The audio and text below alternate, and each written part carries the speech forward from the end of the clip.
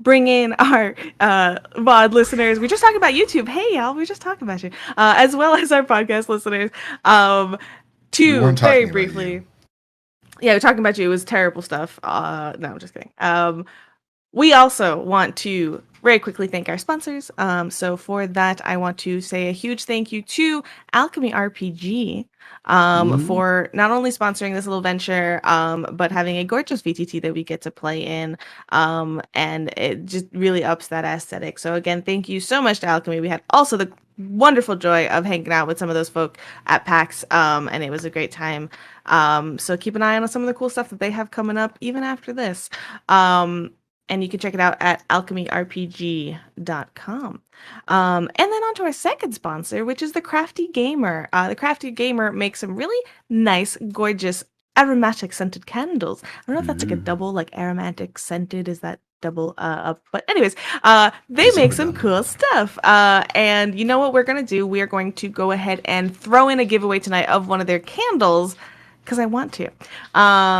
And yes, very good point. I will, well, hold on. I'm going to finish my thought and then I'm going to go but the Crafty Gamer, like we mentioned before, we're also affiliated with them. You can go to the craftygamer.com and use code WafflesMapleSyrup to get 10% off if that's what you so choose. But go check it out because they have things aside from candles as well, and it's pretty cool. And I think they now officially have a cool in-person store, real life store that you can walk into and shop around. And they have some dice and a lot of really cool things. And I think they're located off the West Coast, so I'm not exactly sure what the location is, but you should go check it out if you're in that area. Orange County, Florida. Oh, thank you. Wait, really? Yeah. At least that's the one I got when I typed it out. Okay. I don't know why I thought the West Coast. Anyways, maybe. I'm a liar. And yes, to one of the comments in chat, Alchemy is going to be introducing support for some more systems in the new year. Keep your eye out because we're fans of Pathfinder 2e in this house. And who knows what future things will come. That's all I will tease. So with that, that is all my announcements. I believe, looking through here. Yes, good. That's all my announcements. So let's go ahead and get the show on the road. And everybody, I wish we were around a table. We could just join hands as we get ready to dive in to the finale episode of Siren's Call. See you in a second. Enjoy the intro video.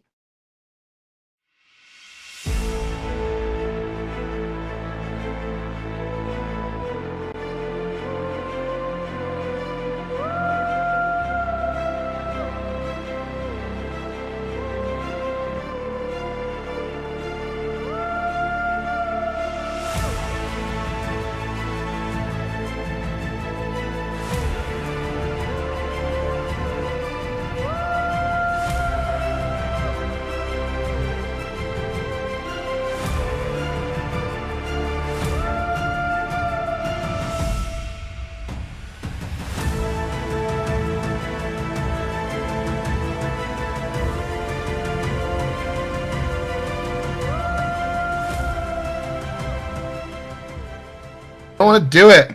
I'm hurt. Emotional and psychic damage. And force damage. All the damages. Cold damage. Heat damage. Back, everybody. Necromantic damage. Moist damage. Every damage. Moist damage. No, the worst damage. That's good damage.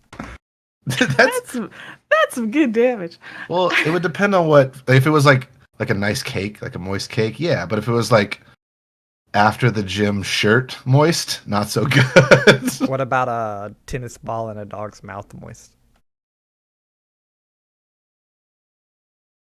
I'm just gonna wait. We are live. We are, on the other side. I've gotten people to say moist tonight, so I feel like Amir is at the top of the world right now. Anne is starting off with a chicky nuggy for a great pre-stream rhyme that y'all don't get to hear, and I'm sorry. That's right. It's a rhyme crime. And it's my favorite. But last we left off, you all woke up to a bit of a scene outside of the inn that you slept in, as a body was found of a figure that you recognize and were associated with the prior day. Out of fear and worry of interference on your mission and the wrong eyes and the wrong attention on you, you sped up your leaving and plans and skipped out on the job that you were responsible for when you first arrived to Fano. Onto the ship you went, though, and set sail as we find ourselves back on the seas across the deep. As you were making your journey ways on, like, a good ways out from Fano, you got interested in a tower that was off the coast. And after some manipulation of certain captains' emotions and, weak spots, Sounds bad when you say it that way. convinced him to Right? to stop and let you all investigate. And investigate you have. So you've taken a rowboat across. The ship is not all that far off the coast of this little, just it is a little bit of an island with this large I don't want to say turret, but just this tower, this odd tower. I know you are all prior trying to climb this tower to see and investigate if there is anything that can be found because of a certain story from Captain Redfall. While Hex was climbing, though, with an unfortunate Timing roll. is a strong word. It for what is I a did. strong word. Yeah, they but while you were attempting, I will say. Yeah, I wasn't attempting to climb. Remind me who, I think there were two individuals that went around the tower and found a door with many, many locks on it. Not locks, but locks. You know what I Locks I mean? feel like that was Langston and Kay. I feel like Langston and Kay? I feel like Hex and I were chuckle fucking around, like trying to climb this fucking tower. Listen, Okay, so I think y'all were investigating that door, and it was, like I said, there's almost like 100 locks on there, just absolutely boarded up in this odd space. As you hear like a little bit of as Hex Flip. falls and slides down, scraping alongside the stone, and that's where we pick up. In this moment, Hex has basically fallen down. I think Locke kind of tried to catch the fall a little bit, and For sure, yeah. I don't remember if you take a damage or not. If you have, it would be on your sheet. But you find yourself in the current moment, Hex, all of a sudden struggling to catch your breath as you feel your throat swelling up. And I will say trigger warning for any people who are nervous about breathing issues and things like that. But you're like, it's your throat's kind of closing in. Yeah. Even though you only have like scratches and things like that, you do see residue of Merquois kind of yeah. clearly on those wounds. Mm-hmm. All right. Is it like, I'm sorry. No, go ahead. If it's like obvious, and like if you're obviously in pain and struggling, Locke would be casting feel good spells if that. Yeah, if so it's you like, start you start not really being able to breathe, and it's like, okay, and it's this really like odd feeling kind of coming over you where your head is starting to kind of be dizzying, and Yeah. you basically did you make me a con save last time already? I truly do not remember, so I'm happy to make one now. Go ahead and make one. Let's roll some dice. Is an 8 good in this game? It's great for me. Golf It D&D. depends on the perspective. And what's good for the goose is good for the gander. So I will just double check. Do Langston and Kay kind of, are you guys still at the door, or are you coming around to kind of see what's going on? Langston loves a good disaster, so Yep. Got it. Same. Kale get in Rude, there. but okay. Okay. Kay and Langston make me perception checks. Locke, you're focused in on Hex right now, who is struggling to breathe, and they're not the most injured necessarily. And you're getting to be a little bit worried because are you casting any spells just yet?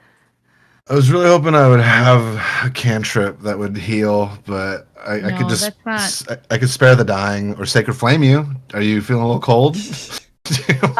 You're struggling to respond, Hex. You can't really make any words, and you're beginning to find this so difficult that your head's swimming and you're wobbly enough on these very uneven rocks that you kind of, with an 8, find yourself like falling to your knees. Then and good.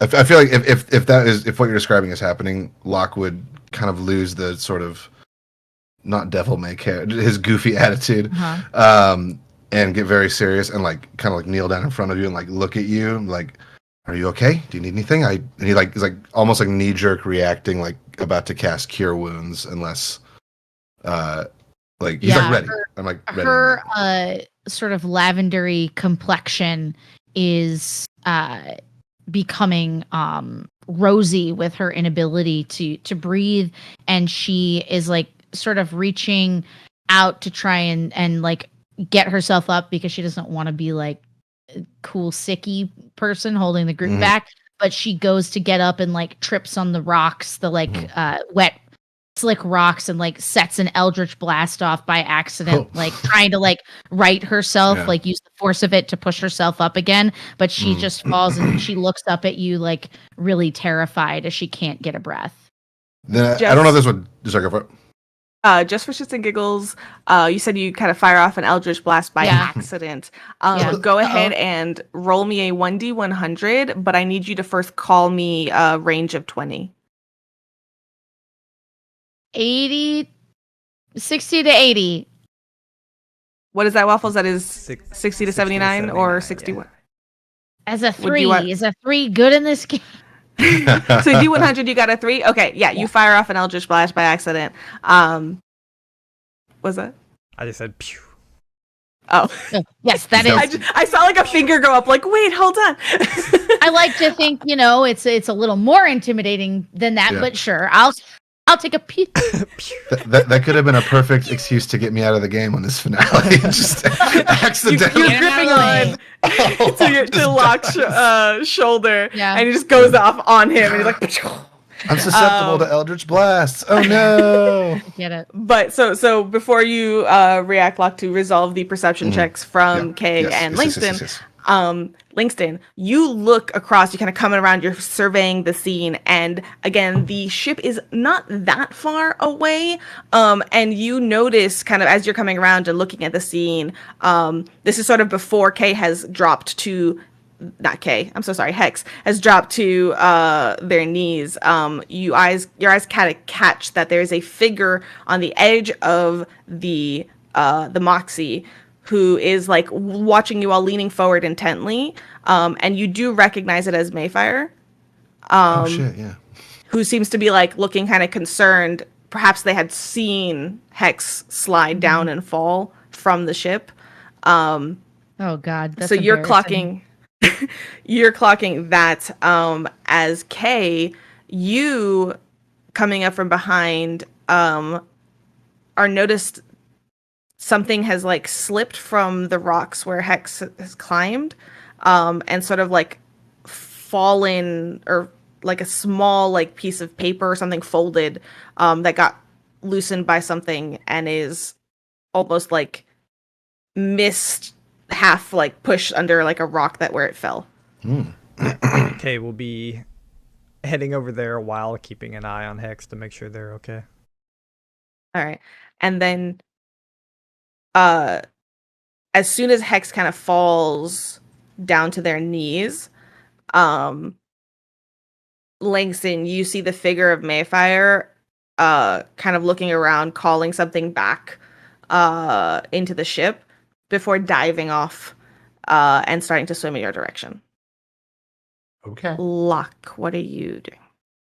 I think I don't know if this would actually do anything because it's just a very weak spell. But I think he would be like casting Cure Wounds, and it would like the way that would look is like if she's having or if Hex is having trouble breathing, he would like sort of like take a step back and like very seriously like put like a hand out like over like not touching it but like over where like your like lungs and stuff are, and you'd see like all like you Hex would probably hear like the sound of like waves and like gentle calming ocean in your ears, and then sort of like whatever moisture just from around, because we're on an island with water and waves and crashing, it would start to like coalesce and like swirl around his hand, and then he would like slowly like just put that water like it would like go into you.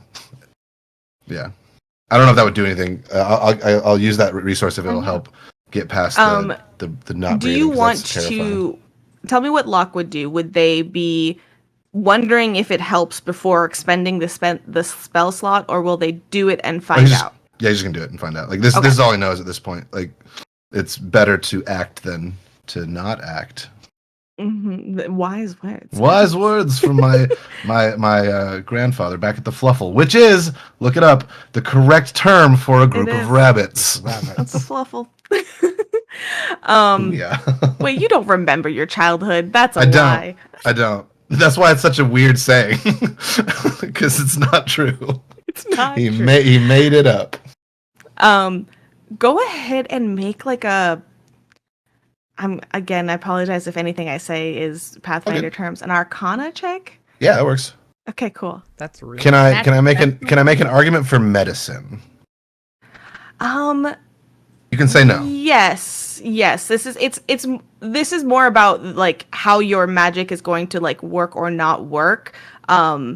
So in this case, I can take an argument for both. If you're focused on medicinally trying to focus the healing on what your medical knowledge is, you can do medicine.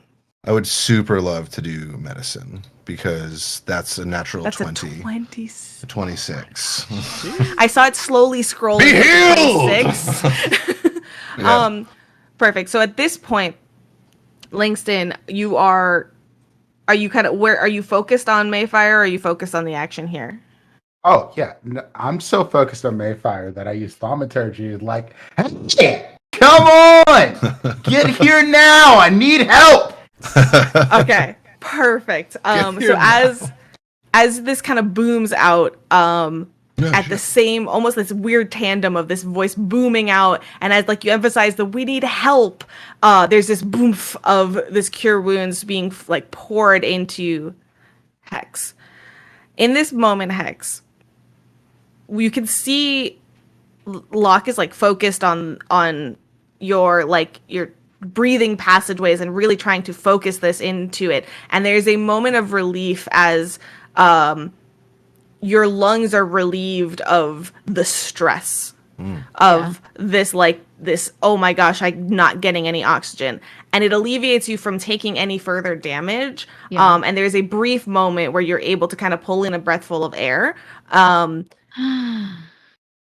But as soon as it dissipates, it has not cleared the passageways. It has not removed this poison or this thing from your blood in the current moment. Yeah. Mayfire is swimming as fast as she can. You see her get to a certain distance from the shore, and she takes a second to pull her head up and like paddle for just a second and like trying to catch her breath and looking over, and then in a whoosh she shows up drenched wet on the rocks next to you, as she misty steps from the waters to your side. Cool. So in this current moment, Hex, is there anything else you're doing? Hex feels like getting this sense of this as like a toxin, that the only way to get rid of the toxin would be potentially to get into the water so that it would be diluted. And so she's going to like scramble desperately across the rocks now that she knows she still can't breathe after that like one moment of release. And at the apex of her breath, she makes the instinctual moment to kind of like jump into the water near Mayfair in sort of a fit of desperation. She's like rubbing her arms where all the cuts are, just filled with this algae and everything. So you go to like dive into it, and Mayfair kind of it's timey-wimey, but she kind of like shows up, look to where you were, turns around, sees where you're kind of diving, and there's a lot of scrapes and cuts, kind of like there's some on your arm, there's some on there. Before you fully dive in, you start to just stick a hand into the water to try to like cleanse it.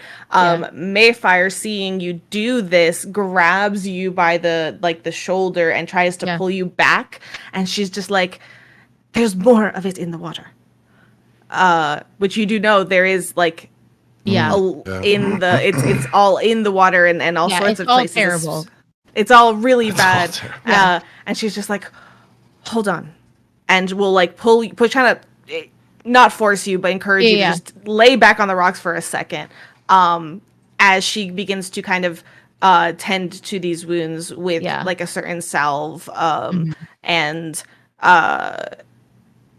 basically she's going to work to very specifically cure and stop this poison from spreading into you. Nice. While she is doing that, Kay, you have a piece of paper in your hands. Yep. Seems to be like folded. Looking at it though, I think you'd be as an what's it called? Hold on. What's Artificer. the word? Artificer. I was like the other A word. Artificer. I think you're very used to supposed mundane objects or pieces of mundane objects that are imbued with magic. That's what I do. Can you go ahead and make me a Arcana check for this? Sure. It's okay. 11. Okay. average. With an 11, you are looking at this, and as you kind of turn it over in your hands, you see that it's actually like on the other side, it has like a little fold over, and it's like a little envelope, it seems to be. But it doesn't particularly catch your eye as anything aside from it's pretty not weather worn for being out here, but maybe it was just placed there. It's a bit weird. It just strikes me as a little odd.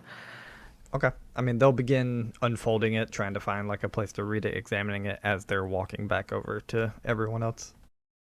Okay, perfect. Okay, so I'm going to roll with real dice that I got at PAX. Hold on. Woo. Locke is getting out like some like surgical tools, like getting ready to amputate. All right, this is escalating very quickly. Yeah, you're getting out those tools, and she's just been kind of like laid back on the rocks, and she's trying to like hold still, and she sees you pull out the tools, and her eyes are wide. She's no. Like, Langston comes over like, can I get you some good berries? It's basically like if a woman had a million spouses all doing their best to give them ice chips and whatever, but they are now the enemy is basically the whole visual story here. That seems very appropriate. As Mayfire's working on these salves, she realizes that it's going to take a little bit of time. She rolled well, but it's going to take her a little bit longer to do it. And so she pauses for a moment to once more, she kind of, as time is like ticking, and I would otherwise, if this was unattended, you'd be rolling and taking damage.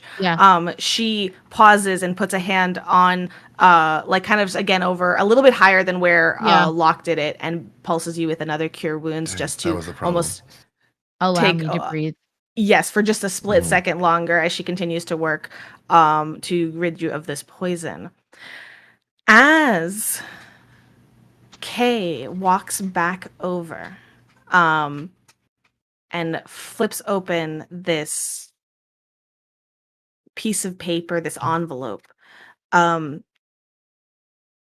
Okay, you look it over and you see what looks to be this nice cursive script that is just looks an invitation. Oh. It looks like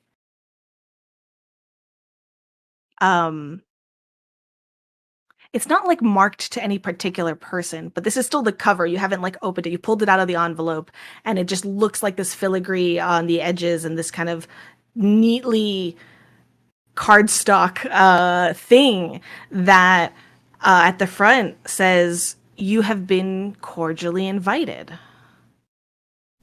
Seeing the script and how like pretty it is and it's an invitation and stuff, not Kay's scene, so she immediately extends her arm really hard and out to Langston.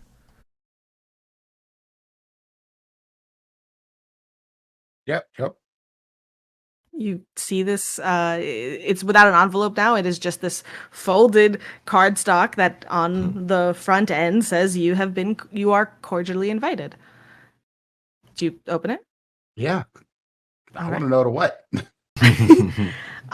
As you open this invitation, little like prestidigitated sparklers kind of pop out of it, light blue,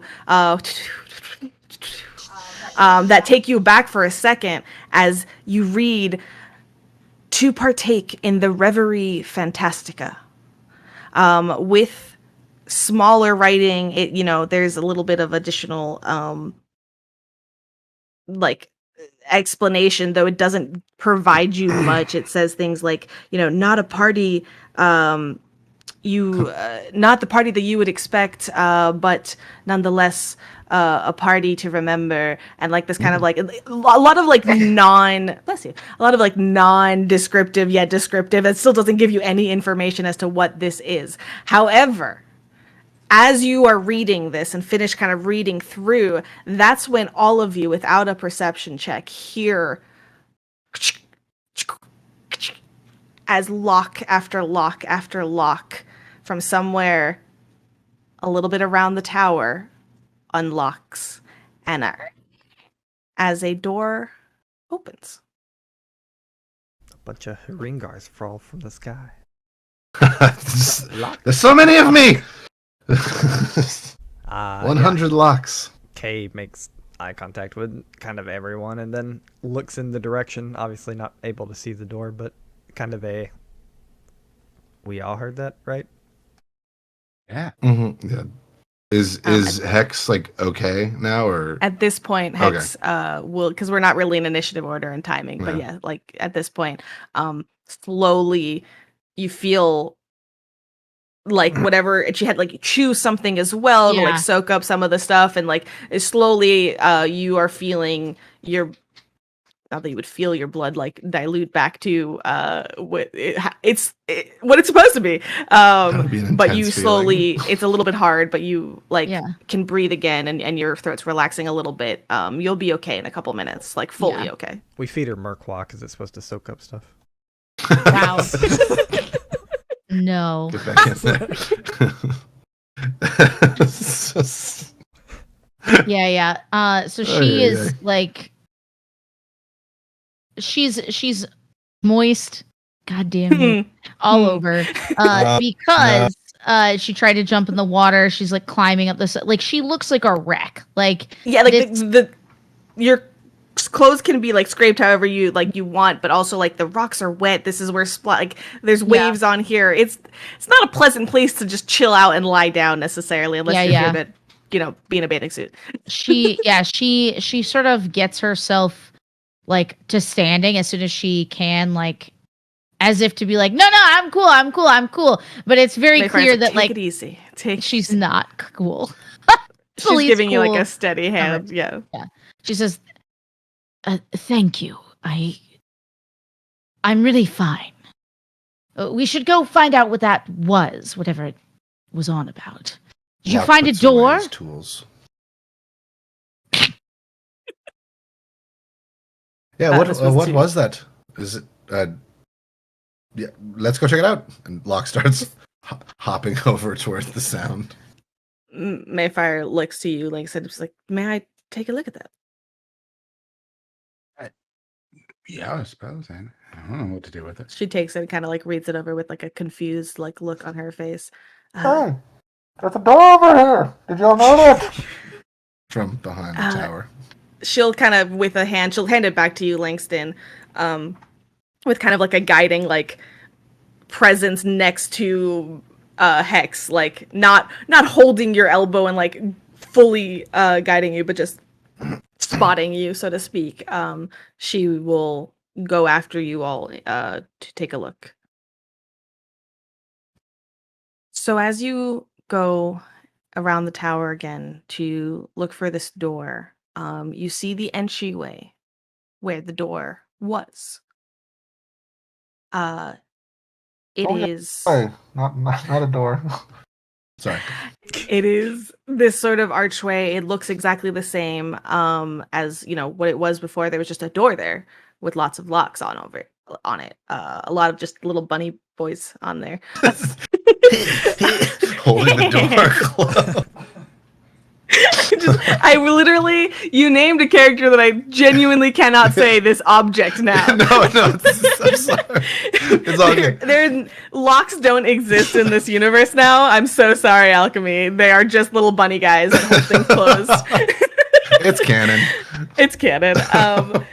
So Our guy on the crew. So there is this sort of just darkness through this archway. Even though it is daylight outside, it's about, close to midday-ish at this point, perhaps. You've traveled for a couple hours. You don't see the light going through, and that already tells you that this is something else. Who's closest to the doorway in the current moment?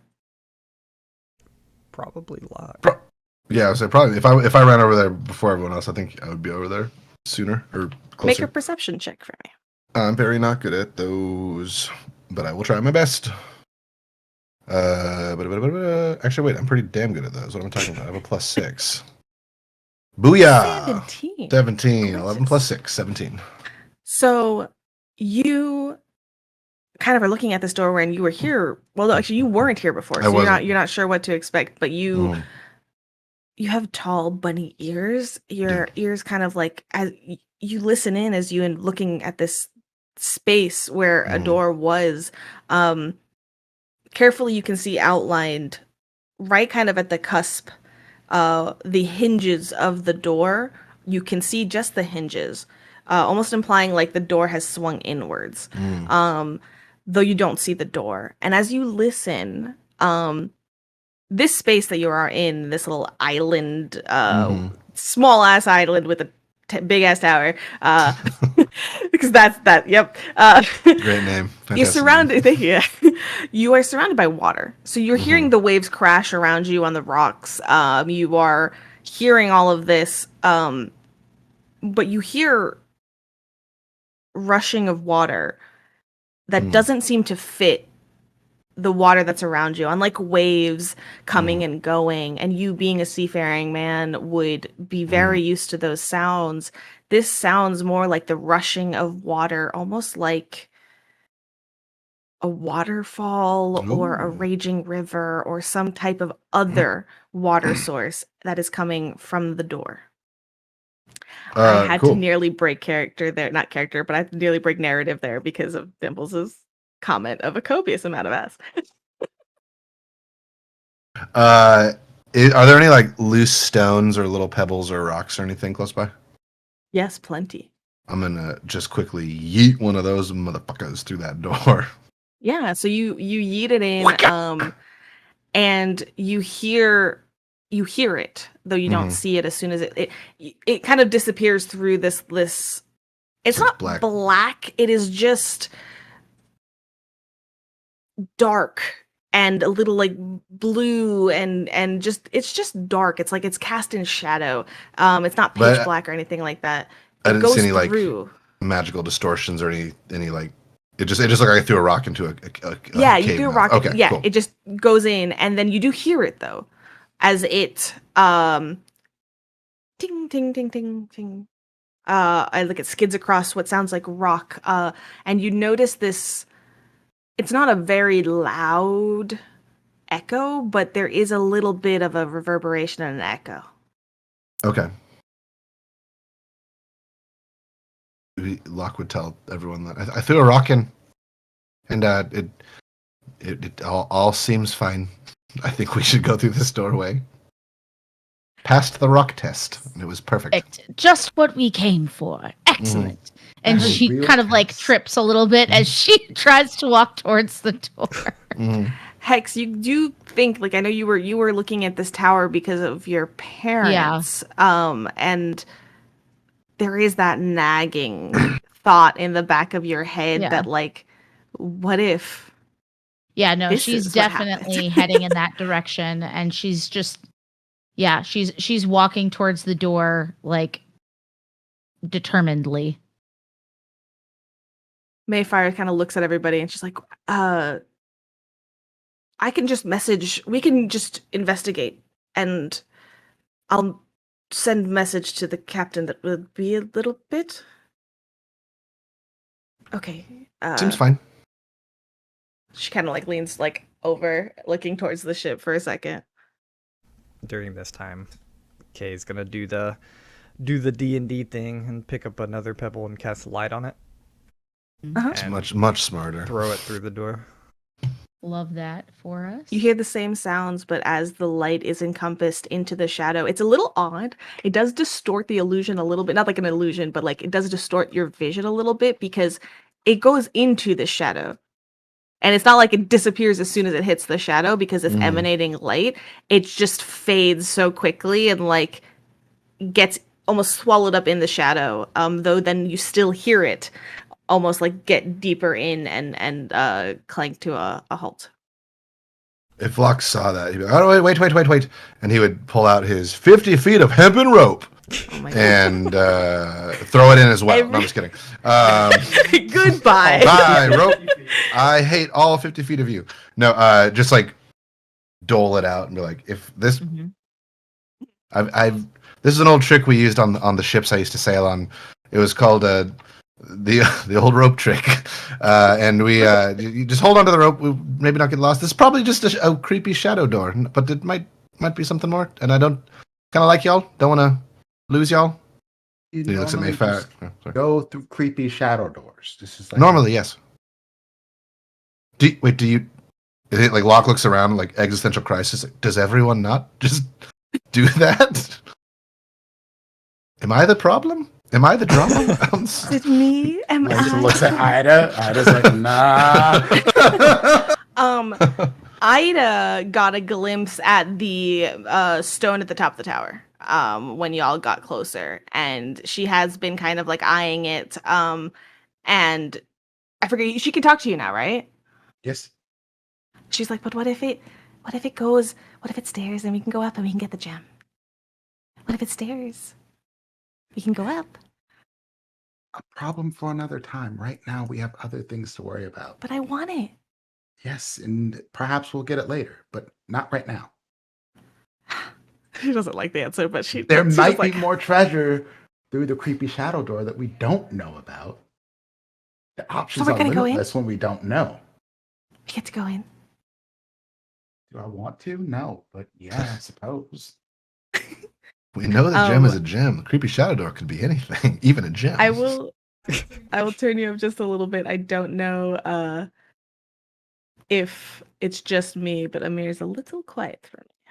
Be just a little moist. Oh, there it Oh. is. Dang. Thank you Yes, kindly. more of that, please. Yeah. David. Whew, we are live, David. All right. Let's go. So the people came for. Amazing. This is taking a turn. That's after you walk through the door. I'm gonna leave All the right, door so open.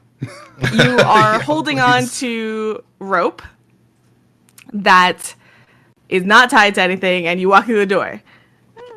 Is that what I'm Everest. hearing? I want to make sure we're all like, if we're going down, we're all going down together. Kay Gotcha. Kay's gonna put the rope in their gauntleted hand and be the last one in. Makes like sense. so, like if anyone starts to die or blood shoots out the door, she can yank on it or lock them Pull in 'em there. back One of the in. two. Oh. We'll find out. Yeah. Yeah. Oh, Yeah. If no one is opposed to it, Locke would be just rearing and ready to go. Right in the shadow door. I suppose Mayfire stays Langston will be close to right you, after Hex. you. Yep. So it kind of goes in tandem with you. Yeah. And then Kay after that. Cool. Yeah. As long as like Mayfire and everyone else are in. Yeah. So Locke turns and looks to Langston and says, "Aim for the bushes," and then jumps into the. okay, you're the first to go in. Yeah, absolutely. And you jump in. Is that yeah, correct? I'm a bunny, of course. Okay. Walking all is right. boring. Pretty much Hippity what we hoppity, all do. the That's, way you know- to the pointy part. There is a moment as you walk in and pass through this portal, because that is what it is, a portal.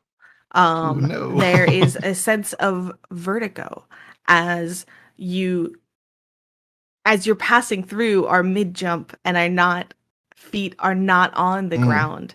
And it is odd as suddenly you come back into your feet hitting the ground slightly at a different level, or kind of, it's like almost like, your jump got stopped short as you hit the Yeah. ground sooner than you realized. But as you step and land on your feet, there is still more stone that meets your feet, though it feels cooler than the sun heated stones that you were just stepped on.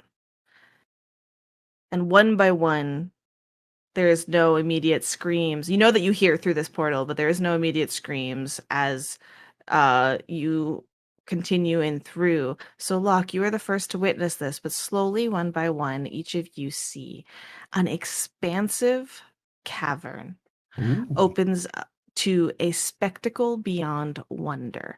I will, if you will turn your attention to Alchemy, give you a taste of what you are seeing. Oh, Good yes. gravy. Yes. This is it. So much baby. better than a ship and a Oh gem. man. Waterfalls. Langston looks at Locke and he Go ahead. goes, I think I read about this place in a book one time. It was Oh, yeah? called Callus in Bunderland. Damn it.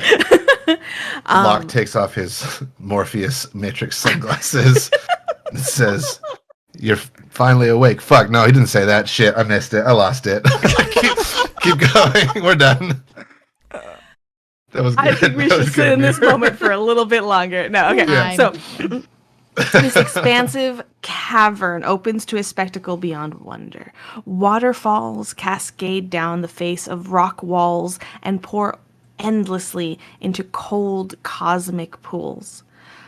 Murkwa, nuts to your chagrin, Hex, glows everywhere, hanging from the heights in shimmering beauty. The path in front of you leads to a stone staircase that curves over the glowing pools up to a rocky plateau. In the center of the room, suspended in space, huge boulders hang as if held by some powerful field of weightlessness. On the plateau stand two armored guards, Oh boy. both holding longswords. They stand on either side of the focal point of this room, two profoundly massive iron doors. Both seem to rest on these long tracks, and on the sides you see stone gears that connect to these drags of rope that just disappear into the heights above. I will say, looking at these gears and looking at this structure as you all take in this space, I'll give you all just tidbits of information without roles that have to do with perhaps your character's perception of this space. Langston, you had just previously, the night before, traversed across Fano, in particular looking at some of the gems that are embedded in the stonework, and had a particularly just like recent and keen investigation to some of the older structures that make up the foundation of Fano. And there is a vague echo of similarity to these massive gears that hold this space and how this door operates. It is not. It's almost like if you're looking at Roman architecture and then you see some Roman inspired architecture, there is that sense of connection in some of the just structure and design. Hex, the Merquois here, as it hangs mostly above you, while it is on the rocks around you, you can see in concentration, it hangs in these strings and like algae dangling from these suspended rocks, and you can't help but feel like a channeling of Merquois being used. It's not just growing here, it is a part of this System. feat. Yes. Yeah. And it's one of the first times when you think back to like the Merquois that was just growing in the gears of the inn that you stayed in. That was just there. It was just growing there wildly. And here there is purpose. I will say, Locke, this is like nothing you've ever seen. And Kay, you as well. Well, Locke leans to Kay. This is like nothing I've ever seen before. Me as well. Oh, great. Fist bump. God damn it. I noticed no, you were Kay- trying to make that tension. Kay's just kind of standing there, like mouth slight agape, eyes a little bit wide, and just kind of taking it all in. Mm-hmm. Same. I do think Locke probably like subconsciously like pulls out the ore, his club basically, and is just like, yeah, focused. Boom, let's go. Langston looks over at Ida and just gives her I told you there might be more treasure. Look at this place. Her eyes are wide, almost. Even though there's not necessarily precious gems in the area, there is this glowing sparkle of the moving waters in this cavern that is echoing and glimmering that has her entranced as she's just looking around. Hex sort of like looks at everybody as she's very taken with this whole thing, and she says, "Yes, it's beautiful, but what is it for?" Is this the what the invitation was for? The reverie? Is this the reverie? Well, it's the inside of the tower. Is Well, it? I don't know if it is. Can I look back towards like the portal and like is it like what do we see at the portal? You look back. There is a expansive cave system behind you. Yeah, don't know if I don't think we're still in the tower. We all just walked through the door together. Well, Okay, you look back as well. There isn't even. It's not like there's like a narrow space that was like the size of the door. It is caverns behind you. Yeah. Can I see that invitation? three's Cool, a party, isn't yeah. it? I mean, A how party. bad could it be? I'm just worried. It seems like either we were meant to be here, or someone is messing with some pretty powerful stuff here. And that Well, makes me being nervous. transported down into a new location could explain someone being lost for a time, I suppose. Have the guards Mom, Dad? No. Yeah. Are you here? The two guards say, "Daughter, no." Oh, they take their masks. Oh, it's so end. beautiful. Yeah. Have the guards noticed us?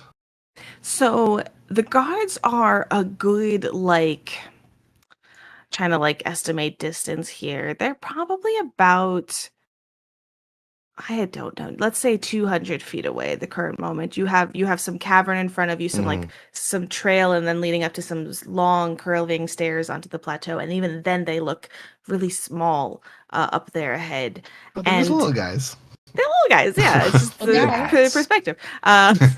They're really close. They're just tiny. It's actually right in front of you. You look at them, and so here's the thing. You look around, and Kay, having lit up a pebble and thrown it in ahead of you, you actually see it on the ground off to the side, kind of like teetering near the edge of the water, one of the pools here, glowing. And you have a feeling that your presence may have been, you know, foretold Yeah. by a few things. And you definitely weren't quiet in doing so, but they're there. It's hard to see from this distance. They're certainly facing in this direction, but they're also just guarding a partially open door. You don't think you were particularly quiet. You think that they would at the very least have heard this, but they're not making moves or doing anything in particular. But you do see them shifting and moving like they're not statues. This might be overkill, but and Locke like puts his hands up, like he kind of like moves to like the front of the group, or he's in the front of the group, and he starts like puts his hands up and starts like slowly backing to like a more shadowed, a more like somewhat hidden area. And it just Kind of behind a couple of the large, like just rock outcroppings. Yeah, just trying to be like, we don't know. This is not what we were expecting, and this could potentially be very dangerous. Let's be careful. Okay. So yeah, just trying to move the group to if they're cool with it, trying to move to like a somewhat more of a stealthy position to where maybe we can get some information or yeah. The only thing I forgot to mention, as you looked through this space, is these large doors, by the way, are, as I just said, half opened. But what you see through the half open doors is where the majority of the light in this cave is actually coming from. It's just, it almost looks like an eternal expanse of green light and mist that is all you can really see through the gap. Yeah. I think Langston will just approach the guards. Go for it. So Locke is trying to like maneuver you all to like a little outcropping, and Langston's just Langston is just like, yeah. no, actually, and starts heading forward. Is anybody trying to stop Langston, or is this okay with everybody?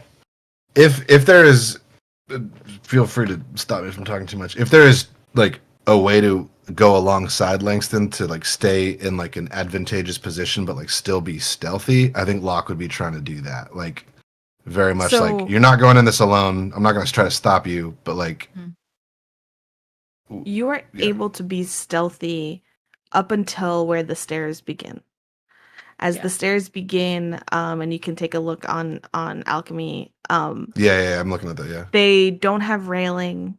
They don't have side space. It is just a wide, slow winding staircase up over these pools of water that seem to kind of, and as you guys go in here, by the way, it is cold and if anybody has ever been in like a waterfall cave system, it is refreshing and beautiful, but there is a mist in the air and a cold and a chill. There's a certain level of moistness. A certain level of moistness. Yeah. This is just going to be called the moist episode. Welcome to the moist caverns, moist finale. Caverns. It's not then, the Lost Druid, it's the Moist Druid. The Moist Druid. Oh, we meet him. He's just like, I'm so sweaty. Oh, it's so hot. Well, I think if Langston is just walking up the stairs, I think Locke would be like sneaking, and then like when he sees Langston going up the stairs, he'd like be like, and then, like run up beside him, and be like, all right, I know we haven't known each other for very long, but I'm not letting you go in there by yourself, and just like proudly walk like next to Langston. Langston kind of smiles at that, and he's just definitely on the hello. Excuse me. Excuse me. Are we at the right party? Perfect. Just to double check, where are Kay and Hex in this? Kay will be closest to the front as they can, still letting Langston lead. Okay. And Hex is following up the stairs behind, but due to her best combat sort of skills being ranged, she's sort of got her hands She's walking with her bow casually in her left hand, like she's not drawing it, but she has it out because that's Drawn. fair. Feels like a Yeah. sign of respect. Mm-hmm. And you do see, like I said, both the guards seem to have like long swords as well at their side. They so you all approach, and Mayfire is still kind of keeping close to you, Hex. So you see her taking this in, and like her eyes are kind of narrowed, and she's like looking around, and you can see there's like her brain, it must be going a mile a minute at this, just kind of trying to like understand what is going on here. You do also hear her under her breath kind of whisper like the Reverie Fantastica, as she's trying to process. As Langston approaches, and says, just calls out, you said, is this where the party is? Yes, he has the invitation and everything in his hands. Just like Also, Yeah. Locke is. I have my aura out. If these homies start to be aggressive, Locke is going to start throwing hands. Okay. So, kind of walking up, though you have the piece of paper in your hand, it's not, as you're approaching and calling out, it's not easy to see. Right. And the guards kind of step forward. They were on either side of the door, kind of not necessarily in front of the entrance, and they step a couple steps forward, kind of closing in, triangulating, and stepping in front of that open space as they call out, "Party. Do you have an invitation?" Oh, good. indeed, I do. The It's one from me and all my guard. friends. Just like, Wait, you see like the two. Everyone's really defensive. that's how I One approach hand, parties in real life, actually. with my my boat oar. oar in hand. Yeah. I'm ready to fight. Let's go. One guard remains with a hand on their hilt, though they're not making moves to draw it, as the other closes the distance, steps forward, and reaches out to take the invitation from you. They look over at it. They turn it over. You see him kind of wave one hand over it, almost like a test. You watch it kind of glow a little bit, with like an echo of some of the sparkles and things that came out of it. It's almost like authenticity checking, like this invitation. Hold up for light. Does it have the watermarks? I see. Kind of looks you all over. Make a perception check. Everybody? Just Langston. Okay. Okay. Seems to be closest to this card. Hey, do you have some of that guidance? Oh yeah, dude. If you got it, if I have time, I will guidance you Stank on that. so fast. I'm so funky about guidance and things like this, but I'm gonna let it go. Yeah. Because it does not make the biggest difference here. If There you go. Make just that a little 20 flavor. then. If you yeah. All good. And I'm imagining this is happening kind of as you approach, because he's doing the talking, and Give me a I'm tap on the 100% back okay sort with of this. thing. Yeah, a pat on the back, with the oar to the head. No, okay. No. Just- So with what was that? The 20 total? Yep. Okay. You watch the eyes kind of flicker over the entire party, as they approach. Now, Hex, and as you kind of approach from behind, you get a better look at these guards. So while they are dressed in matching armor, it seems, there is a fashion sense to the armor, even, I would say. And I will give this to Hex as someone who has rolled history check from a while ago. The armor is not of a fashion. It's a little foreign to you. It's a little unique to you. And then you also clock, as it gets a closer look at their faces through their helmets, you see pointed ears of an elf and blue skin.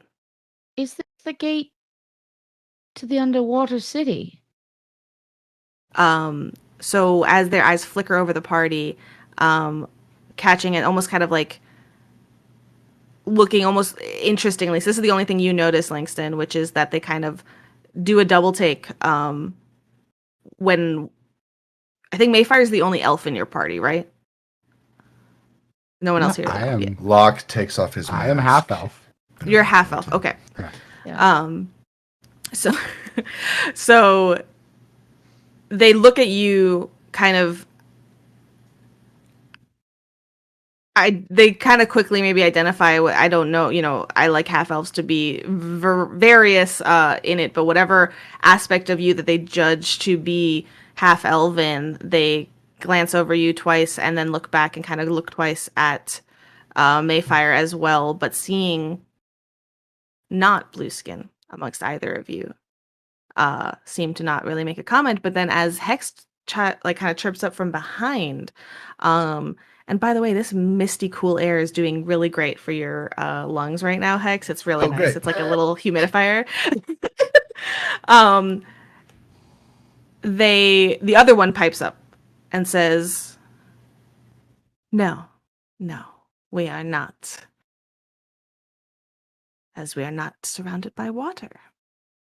Why would we be? Wait. Goddamn. Suspicious to me.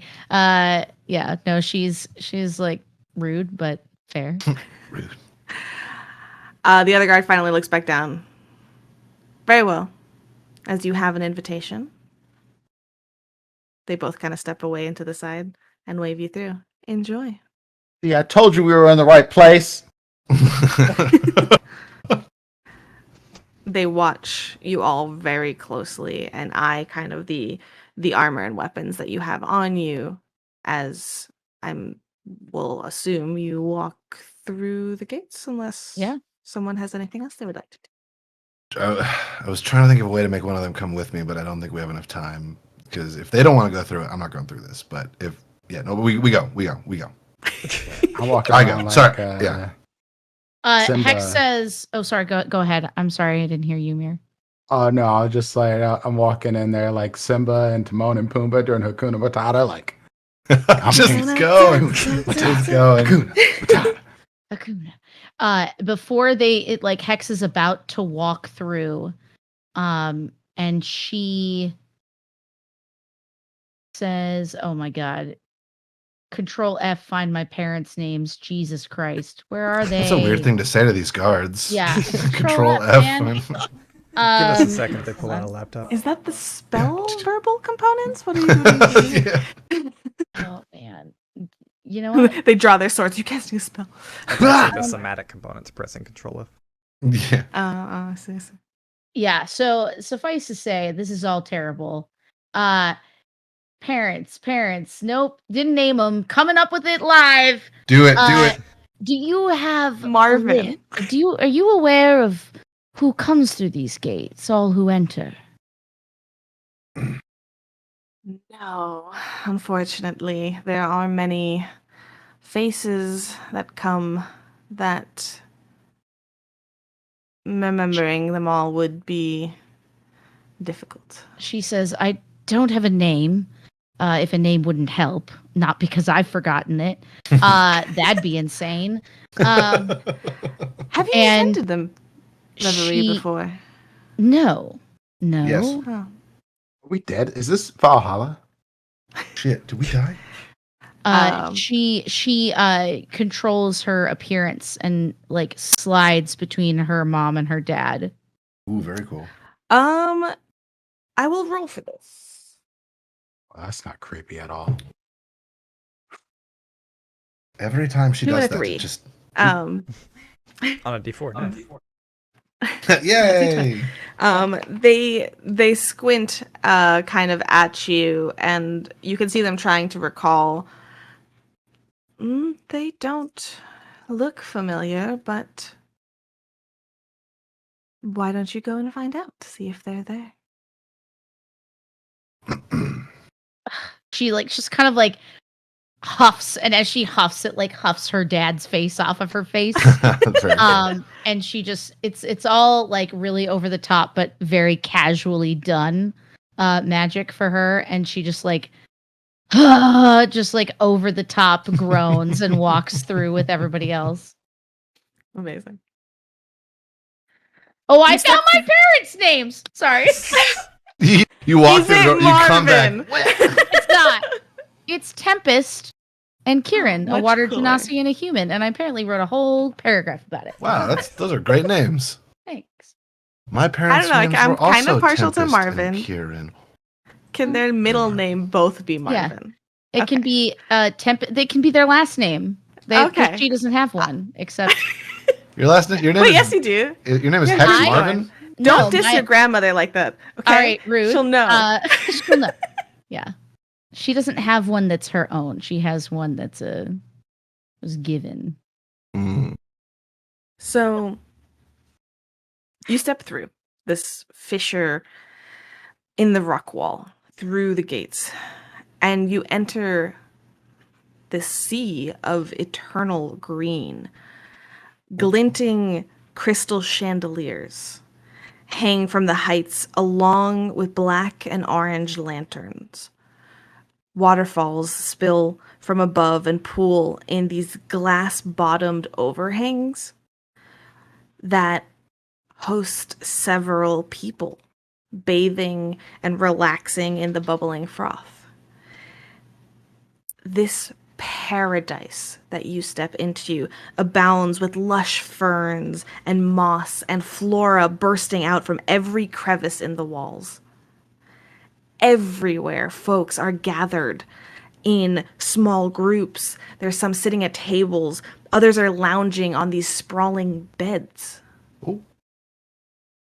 The bar in the center of the room surrounds a geodesic sphere made from a translucent crystal, as Ida clocks, and at its center is a wooden ball covered in roots and merkwa. Shelves line the sphere's circumference and are stocked to the brim with colorful spirits. There is everything you can imagine here. Flasks of potions, vats of smoke. And next to the bar, a gargantuan rock is suspended in midair, similar to what you had just seen. But this one plays host to a band, performing for those relaxing on blankets on the lawn. It's this weird mixture of this outside lush greenery, verdant and floral and lush, encapsulated in this cavern. On archway and a an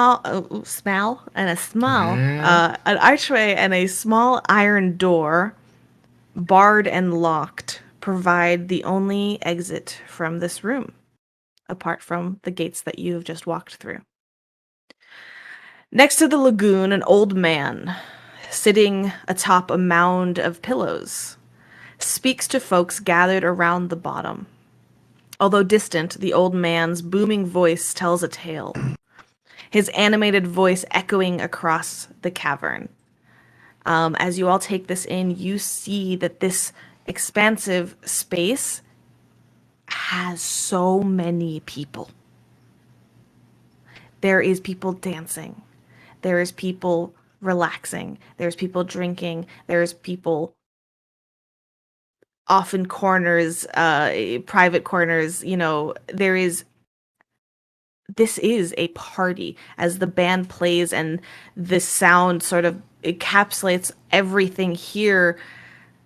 You have entered the Reverie Fantastica, the eternal Eden, the party to end all parties.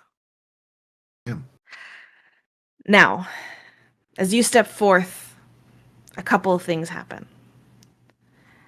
you all are taking this in kind of just stationary at the entrance of this space, and kind of just stopped at the top. You see some individuals closest to the entrance like look up at you, and there's a variety. Some kind of like smile and nod, and some probably more intoxicated individuals like cheer, like, hey, welcome, kind of a deal. But as you all try to like look through all of these faces and people, aside from the things that I described, the bar at the center and this mound of pillows where an old man is sitting on atop it, you hear a sharp intake of breath from Mayfire. Is everything him. okay? Ooh. It's who? You see her pointing to the individual atop the mound of pillows. It's Gilgazo. That's him. It. Yes. Journal. Your father. Not mine, Fonz. Oh no, but your connection. Your father was looking. Keep going. This is who's Fonz looking for. He's the solution. He can save Fenno. That's a lot of pressure. But this. Put it on him. Yeah. Yeah. A lot of What is pressure. this Let's do it. place? It's a party. This is my kind of place. And takes off the cloak, rolls it over his shoulder. Ida, you stay over there. I don't. I would be wary, though. Go carefully if we're going to do this. I don't know what. Let's see what this place is and Do we why need to he's go here. talk to your guy, Gano? Gilgazo. Gilgazo. Gil. Can we just call him Gary? Between like us, like the four of us. So in an effort to figure out like more about what this is, like what exactly this place is, we can't hear you. Sorry, I was asking for music stuff. No, you're good. In an effort to sort of like figure out what this place is, Hex sort of like disappears in a cartoonish way and then reappears kind of like trying to get in, like rub elbows with a group of nearby people, and is like, great Reverie, am I right? It's just top 10 out of 10 as far as Reveries go. So as this begins, Choice. as you guys Well begin done. to Good stuff. kind of Good like stuff. enter this space, you go and do this, and you said you're talking like to random people or whoever you just approached. Just like a group that seems to be talkative and having a good time. She's just gonna be like, Okay. yeah, I was here the whole time. Friends, hello. Oh yeah, it's so great. It's so great. Hi. Hi. Hi. So nice to meet you. She's like reaching out and like touching your hand like a little bit. Like it's like, are you reaching out to shake my hand, or are you just like touching my hand at this point? But they're like, Yeah. hi. Alexandra Grimthorn, what's your name? Wow, you're beautiful. Well, thank you. My name I know. is Anne. Sorry, Anne Sorry. Richmond, the head bar. Is she a bard? Please tell me this person's a bard and they're in charge of. Oh my gosh. Something. God. She's like, Anne, what a Short for Annabelle. One- Now it's weird. Oh. Well, it's so nice to 10 out of meet 10. you. How long have you been at this reverie? I mean, we just got our invitation. I'm afraid we're fashionably late. And she looks over to her like friend partner. You're not sure the person that she seems to be like with, Yeah. though. Oh yes, excellent. It's been a little bit. It's hard to tell the passage of time because we don't have the the thing, but it's just been a little bit. Maybe a couple weeks. Your invitation. Oh, honestly, I don't know. We're here now, so we didn't really need to keep it. It's probably somewhere with the stuff. Do you remember anything about when you received it, or is everything just, reverie or bust around you? And she kind of looks at you with like this like confusion. And as she goes to answer you, ticking rings out for a moment. And it's followed by a booming thud that reverberates throughout the entirety of the hall.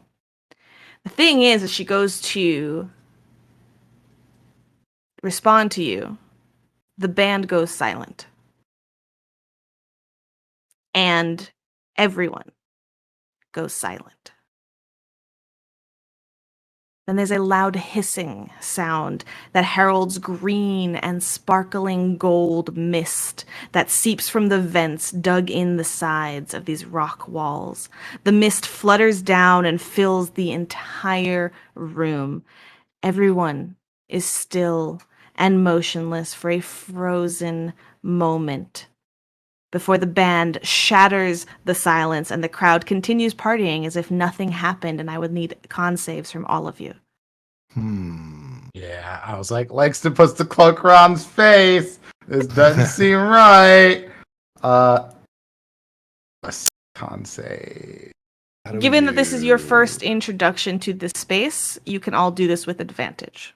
Okay. If you just click your con and your spell There save we go. abilities. Oh, dang, right there. It's a +3. Not too bad. Not great. That was a 12. 15. Was that with advantage? Oh, with advantage. Let me try again with advantage. The first one was a 15. Second one was a 22. Much better. It's not supposed to be a Did you do disadvantage, but it doesn't make a disadvantage? Yeah. difference. I would have gotten an 11. Okay.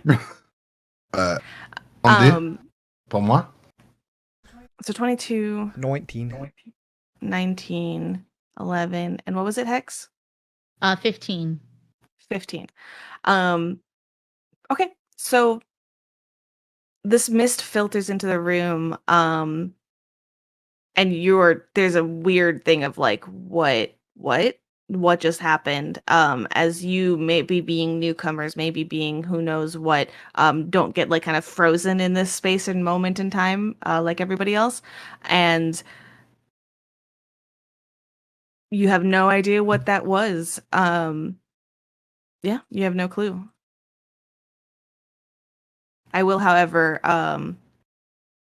Langston, I will. Also, Ida got a 21. Thank you. I will message you something. Oh, great. Who's it sounds like Hex is kind of off by themselves. Or Kay and Langston sounds like they might be off by themselves too. So is it just me and Kay still kind of by the front entrance? I think so. Kay's taking it slow for sure. Yeah. Well, Locke would just like reach out and like paw on your shoulder, and cast guidance, and be like, "I don't trust in anything about this place. Keep your head on a swivel, your shoes tied, keep your sails full of wind. I don't know what y'all say, but don't. I'm gonna stick with you." And like saddles up next to Kay. Yeah, Kay like smacks you on the arm with the gauntlet. Ow! Yeah. Oh, arm. Yeah. Arm. What the fuck, Kay? And says, "Keep that oar ready." Doctor Strange, just like full on, ready to go. So, you guys are here. Hold on, what was it? Well, one more time. What was your save, Hex? I want to just 15. What, sorry? 15? Oh, okay. So the party continues. The entirety of the party is to your freedom, so you guys can go and explore and ask questions and however you need. For our ease, I will talk about. I'm assuming. So, are you guys like kind of splitting up or staying together? First of all, Sounds like me and Kay are together. Sounds like Langston and Hex are both kind of up by themselves. Hex has gotten what she needs from her situation, so she's going to move in back with Kay and oh my god, you literally Langston, Jesus. Locke. Me, Syrup, the GM. Jesus, brain. Sorry, Annabelle. bad brain, everybody. Locke. Just come hang out with me on the other side of the screen. It's great. Yeah, help me. There's a moment. Oh, go ahead. Go ahead. Yes. There's a moment where Langston is like in complete, all right, it's playtime flirt mode. And then Ida just grabs at the back of his pants leg, just looks at him. Dang, Now it's Ida's not the time, friend. Ida's so good. And he just looks sad. That's all. It's just a sad look at his face. Because he comes to the realization that, I guess we Can't do party have stuff right to now. do. Not a party. Also, at your earliest convenience, Syrup, Locke will be heading to the bar to talk to the bartenders with the rest of the group if they'll come with him. Okay. So currently, what you would clock, obviously, from pointing out from Mayfire. Oh, I didn't roll for Mayfire. Hold on. Yay. The plight of a GM. You just forget your NPCs constantly. Oh, You're yeah, not that's wrong. a thing. Yeah. Fuck. They're here. So I will do this just because we can do this in the NPCs I'm showing. So obviously Mayfire is here, Gilgazo is here. And you can see him. I don't think I can. No, I can't. Okay, that's fine. Show you all his picture, but he's like an old. As you kind of look and go a little bit further into the space, the individual that's sitting on this like pile of pillows, just animatedly telling a story, is has a like chin strap beard that kind of ends in a point, white, aged, like almost like he's in his 70s, maybe, slicked back hair, also just a shock of white. Otherwise just appears to be a human, with just kind of like some markings on his face and like body, like maybe tattoos, maybe whatever. Is he the dude on the cover? Hold on. Please. Yes, he is. Yeah, Look at we that. found it. I was like, what are you We talking did it. about? And I forgot that, no, that makes a lot of sense. I could even probably show you the picture at the back if I find it, but that'll be later. So that's that individual. There is a bartender manning the bar. He is a short and stout young man with big frizzy hair. He's tending to the bar. He's wearing this like velvety robe. He seems to be like animatedly like friendly and loudly talking to some of the people that are like there asking for drinks, and he's like, yes, of course, here you go. Yeah, how you doing? Do you need anything else? Need a top off? Yeah, like just like totally like hanging out, totally chill. And then you see him kind of go like, what'd you get again? What? Yeah, of course, yes, always, right. Goes back and be like, can you see him for a second like stutter and be like, it was this one. Yes, and he grabs like a drink and pours it for the person. And he goes back and he's like, oh, what? Sorry, what did you want? And like he's really sweet and really friendly, but he seems to be a little like not that great at this. And without a perception check as you approach him, you see, however, a interesting contraption on his left hand. Even though he's bartending all of these things, there is this glove thing. Ooh. It's like wooden, and it comes with like these pieces that have these like like slightly glowing like filaments that connect between them. But otherwise it's like this. It's just glove. But it almost looks like a little steampunky, but if it was wood, if that makes sense. Cool. Yeah. Druid punk. And he has that on his hand. It seems some kind of glove thing. Did you say druid punk? I did. I like that. That's very good. Take it. Punk. Make all the words druid punk. Let's go. So who else let's do a group perception check as you begin to walk through the party and see who else like of interest you can spot. Percepti, let's go. I'm definitely looking for those parental units. Indeed. The Marvins. That is a 4 plus 6. That's a natural fucking 20, guys. Ayo. Hell yes. You see everything. Amazing. You find your parents and their parents. And the friends I had along the way. And Voldemort? What? Where'd you come from? And Elmo. Anyways, Amazing. What a pair. what So was glad that? those kids worked it out. Luck. What'd you get? Oh, yeah, it's just an even 10. 4 plus Nice 6. even 10. Yeah. Just I'm clocking that bartender. I'm like, that's a weird glove. I want a drink. Let's go. Langston with a 9. Okay. I think Langston Big 8. has a different idea Big of how he's going to 8, 9, approach 10. this. So with the natural 20, you are on the lookout for your parents. So you are walking through and you're almost kind of like walking, and as you're walking, you're not even like looking where the group's going. You're like doing those little like circles of like taking in a new space and trying to look who's up at the pools, who's in that pool, trying to get. Now here's the thing, even on a natural 20, there's a crap ton of people in here. Okay. However, every place you are walking through here and looking, you are just absolutely discerning on every single one. So every person that you have seen here does not match your parents' description. Okay.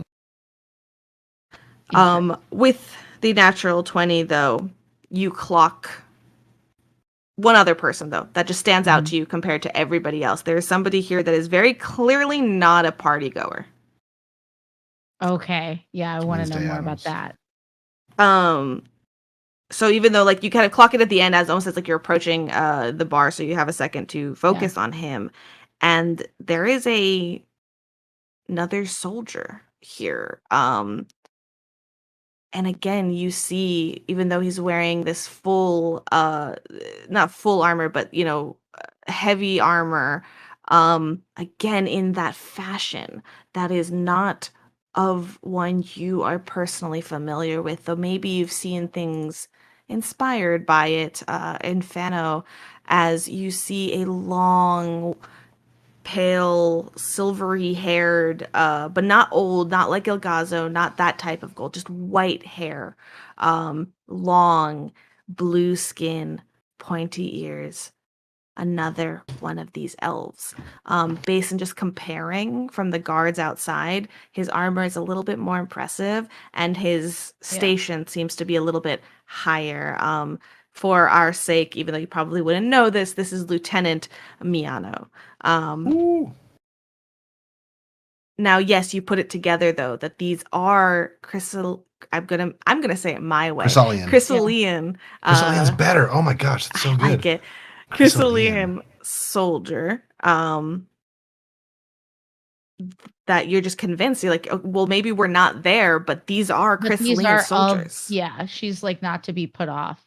And she sort of like sidles up next to him with her, I guess we'll just call it cool Reverie champagne cocktail. Do you get this at the bar? Do you go up to the bar? Yeah. This? CRCC. Okay, so we'll pause here because I believe Locke was walking up to the bar. Oh, sure. So, two things, just with like general passive perception of 14. Does it look like they're I'm trying to do something very specific, and I'm trying to figure out what the best way to ask. Is there somebody very drunk right by where I'm approaching, or is like the bartender right there, like, and looking pretty like willing to like engage with a new customer? Bartender would be right there, more than willing to engage with a new customer. Got it. Okay, so then what Locke does? Locke rushes up a little bit frantic and is just like, "Oh no! Oh gosh, I totally spilled a huge cocktail over back there, and I'm gonna need at least 4 wet rags to 5 wet rags to fix this. It's a doozy. Oh no! It's starting to spill on the floor. Oh no! Well, I mean, everything's kind of wet here, anyways. I wouldn't worry too much about it. But here, you need some rags. Yeah. Wet rags. Totally wet. Wet rags. Moist. If that helps you. Everything here is moist. Hands you these like they're dry rags. You can easily like he points to like any of the pools of water. He's Got it. like, Okay, go cool, cool, ahead. cool. But I'll take it. I'll take it. Pulls you. Are you okay though? Is everything all right? Are you? I'm fine. You could take a bed if you need to lie down. No, I appreciate it. What's your name? Me? Oh, let me flip pages. My name is Zan. Ah, Zan, you're a wonderful bartender. You've been pouring drinks all night. You've been keeping the people happy. You're wonderful. This is a great reverie. I will be back to talk to you in just a moment. I gotta go clean up this humongous spill. I can help. No, look, someone needs a drink over there. And he like turns and like walks Okay. away. Okay. And It's Hex. It's Hex who needs a drink. Yeah, Hex needs a drink. This, I feel like this is like Hollywood logic, like it works in movies, but like if there's like mist and like gas coming in, I want to wet all these rags and give them to my friends and be like, put them over your mouth at the very least. Maybe that'll help with something. Okay. That was that whole scene. That whole scene. The conclusion was, I want you guys to be safe. So that's it. Perfect. So What a interesting. safety precious. So you're gonna go do this. Mhm. You said Langston. Yeah, I That have you're an doing things a little idea. bit differently. What do Yep. you do? So And I the haven't only forgotten person about Hex. that Langston heard a name of was this Gilgazo guy. Gilgazo. Yeah. And so his idea is just to go up and talk to this person. Just like stroll in like he owns the place. Also, just for general, Locke is staying pretty close to K. Okay. Very much like clocking. Okay. What are you doing? Kay's just watching Locke's little bit. Probably helps out a little bit if they can, and then if they once give they you a see dripping wet Langston or rag. anybody heading towards the druid, they will be going with them. Locke would follow. Okay. So in the moment, here's how things are gonna go down. You, Locke, go talk to the bartender and get some rags. Mhm.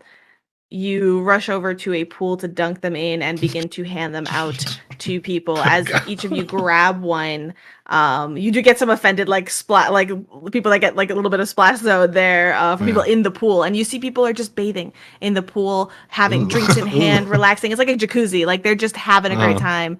And how annoying would that be? You're at a party, just like hanging out in the jacuzzi, and some asshole is just like, gotta wash my clothes. Just like, yes. hate me. So you do that and you pull them back, and again you're distributing him throughout, just as Langston begins to head over to the druid that seems to be just sitting on a top pile of pillows, animatedly telling a story. Kay, seeing this, kind of follows after, as Hex, on the other hand, sees this lieutenant. Now, this lieutenant, from your perspective, Hex, is he's watching over. He's stern-faced. He looks duty bound, to say the least. He's on duty, for sure. He's not a party member. He's not quite next to the bar necessarily, but you do see him kind of almost like walking around, doing these rounds, watching over things. And occasionally, as you go to sidle up to him, you catch a sort of dirty look that he shoots over to the bartender. Yeah. And that's all you catch before you go kind of like he sees you kind of coming up to him. Yeah. And he goes, "Hello, can I help you?" I'm not in the same accent for everybody, and I'm very sorry. No, That's like the only thing my brain's going to You're right now. fucking killing it. Never apologize. Hex sort of like does one of the like head jerk backwards as she like looks between him and the bartender in the like kind of dirty look situation. She goes, "Oh, I'm sorry. Am I interrupting something? Hosting can breed difficulty with the staff, I'm sure." No, not at all. Is there something I can assist you with? Just wondering what the Chrysalians have as far as an interest in this party. We don't see you all above the surface very often, and It seems like you're quite involved here. One hand sort of grips the hilt of his sword as you just directly, uh, you know, bring up not only his origin, but insinuating any kind of intent. And he looks over you, um, with a keener eye this time. I see you're new here. Is that correct? I mean, every party needs a little fresh blood to liven things up from time to time. Of Don't worry, we course. had an invitation. Oh, I am sure you wouldn't be in here if you didn't. An interesting line of questioning. What is your care or mind? Do you not wish to simply enjoy the festivities? I find that the more festive things are, the more interesting they really are underneath. Game respects game. Are you here to stir up trouble? No, I'm here to learn anything you have to teach me. Unfortunately, I don't have much to teach. I'm simply here to keep a lovely reverie. Does one get Stares at you. invited to places like this? To be forgotten? Just kind of like shoots you a look as you kind of mention that. It just says, all over, people simply get these distributed.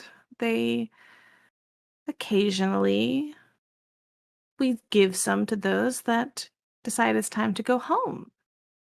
And sometimes they invite others, and so the cycle continues.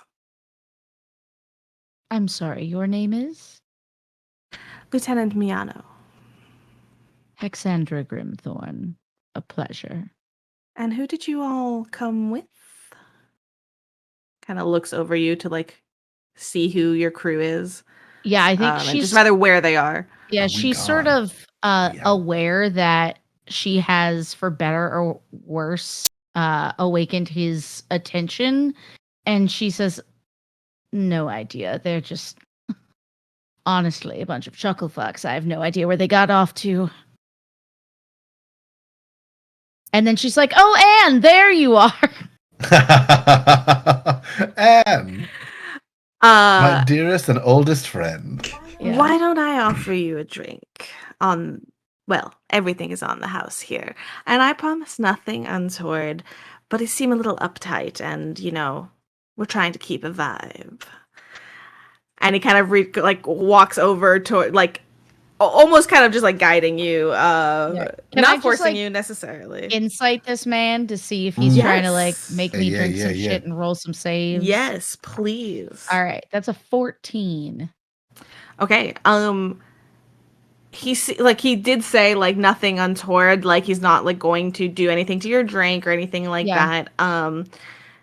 He seemed genuine. It seems from with the 14, like I think you get the sense that he's like, you need to relax a little bit for this to keep vibing with everything else. So Yeah. let's get some drinks in you at the very least, if that's maybe like his way of loosening things up a little bit. And he goes over to the bartender and he's like, Zan, a drink here, please. Mhm. What would you like? The bartender kind of comes up and mid doing something else with somebody else. He's like, again, Lieutenant, oh, yes. Oh, I know. Yeah, you like, what is it again that you like? Negroni, sparkling. No, yeah. With The Prosecco. Prosecco, darling. The lieutenant goes, like a little annoyance in his voice, and he's like, Yeah. she's new, so I doubt you would know. And the bartender's like, no, yeah, of course. I'm sorry. Yeah, of course. I knew that. Welcome to the party. Yes, Negroni, got it. And it goes to like make that for you. At which point the party is approaching, the rest of the party rather, is approaching story time. Yes. if I don't exactly know the exact layout of this situation, but Locke would not be letting Hex be off by themselves. So like, I wouldn't leave Kay. He's with Kay. Like we're locked into this, but like Locke would position himself to like be able to chameleon and like watch like Sure. both. So you're kind sides of a little bit things. hanging back. Is Langston Yeah. just going forward though? Is Langston waiting for? Oh no, Langston's not smart enough to wait and go forward. Got it. This is like Langston's like, this guy must be VIP, so I'm VIP too. Look at me, I have jewels in my Yeah. hair. I love that. Honestly, Fair. that's great. That's fucking Fair great. enough. Listen, fake it till you make it. Sometimes really works wonders. Yo, Just act like you super belong, does. y'all. That's exactly what he's doing. How do you think I started DMing? That was no fucking idea what I'm doing. Exactly. Honestly. Kay, are you moving forward with Langston? Are you hanging back with Locke? Moving forward as quick as I can with Langston. Got it. All right. And as Langston and Kay now go and approach the group of people lounging below the man atop this mountain of cushions and luxury, the VIP of this party, you begin to hear and enter almost like mid-story that this man who Mayfire, who is joining this crew, by the way. So she's with us. Mayfire's with us. Mayfire's with the ones going Okay, closer cool. to the druid, basically, because she's a little anxious. She's looking around, by the way, and keep me honest if I forget to like tell you what is going on, because I know NPCs. But like she's been like very like wildly like trying to get a grasp on what's going on, and is focused like on the one person that she knows she's here about. So you approach mid-story as this voice is narrating in a clearly comfortable manner of someone who is very much used to this position. Yes. Just a real quick above the table. Mayfire's request of us several episodes ago was to find this Gilgazo for what reason? Sorry, I just a refresher. No, totally fine. It was Fawnlee. Fondly, okay. Who was the request, and Mayfire kind of like worked for Fawnlee. And Mayfire's associated with the Order of Indos, as is Fawnlee. Both of them are. But the thing is that Fawnlee's father had a journal, which was discussing this like problem amongst the orders. A lot of it was ciphered and like and hard to read, but she gave you the story and she explained that basically he started investigating what's going on with Fano and the city and the orders as they sort of like fall from power, fall from grace that is occurring, and she was convinced that he disappeared after a while, and they had him killed, but in his journal, she had his journal, and his discoveries, what he was researching, mentioned this druid, this lost druid. Okay. I will say this, I don't know if this was in the book, I don't remember, but now you'll just know this as fact. It's your story now. That he was called the last Aleander.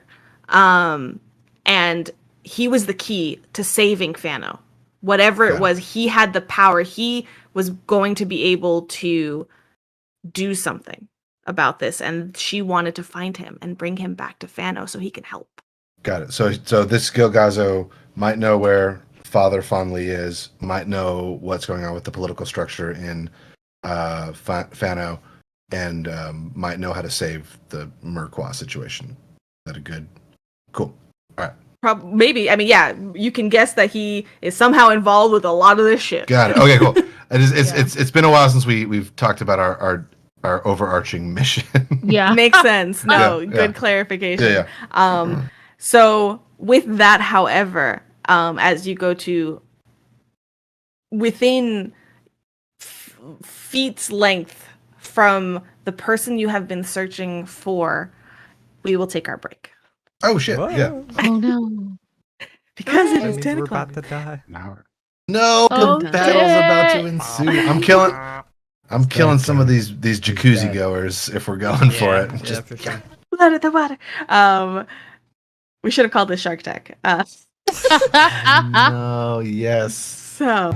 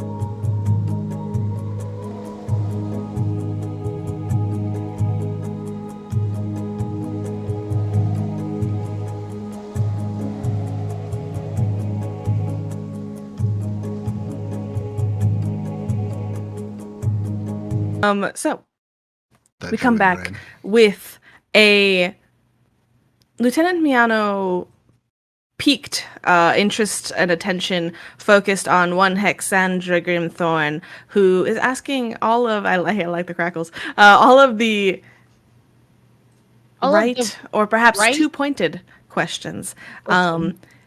In going to get you a drink to kind of perhaps just even dissuade this line of questioning and really just kind of say, okay, relax, like, well, oh, here, look, let's just go drink, enjoy the party. But you notice that even as he's coming over there and having this brief conversation with the bartender, as he stands, he is looking around and eyeing and perhaps even trying to keep track of your party that he did at the very least see you enter with. But meanwhile, Locke is sort of equidistant, keeping an eye on you and this lieutenant. You do see the lieutenant kind of eyes land on you, Locke, for a brief moment. As we turn to Langston and Kay. Locks It looks at me. eyes The on lieutenant looks him. at me. We lock eyes. Locks Oh, damn. on. Oh gosh. Damn. Wait, Another so- word ruined. Do I notice that? Do I notice him looking at me? Yep. I give him the Dwayne the Rock Johnson, like, what the fuck? I couldn't do it, but like, Like what You you're looking smell at. what the lock is And he cooking. Just- what the lock is. no. Yes. Psychic healing. I don't know Let's if you go. knew this, but Dwayne the Rock Johnson is actually the patron of Waffles Maple Syrup. He has not agreed to this in any way, but that is the truth. I Anyways. cannot wait for one of the podcast shows, whatever, in the level we're all at to get The Rock, because it's gonna be like, fuck, That is, man. we will eventually we will reach out and he will be on our show. I still have Of course, a of course. clip on my computer, trying to persuade him to come on the podcast. Hell yeah. Yeah, it's great. Anyways, neither here nor there. As he kind of looks over at you, and as you kind of make this like face, he just kind of nods and is like, he's kind of showing this sort of like, I'm not looking for trouble. I am simply keeping my eyes. But with Mayfire, Kay, and Langston, just kidding, walking up to the druid mid-story, and I won't, necessarily go and recount this story in the current moment, but he's talking about a woodland experience and kind of like, you hear him something about like going into some hole, being like too drunk and like falling in this hole and climbing into it and starting to go into this like almost very much Alice in Wonderland-esque, like, oh yes, and I just crawled through this hole. It seems like a burrow kind of a deal. And so he's going off on this story. What are y'all doing? You mean Callus and Bunderland? Get it right. Sorry. Yes, that. Absolute. My bad. Exactly that.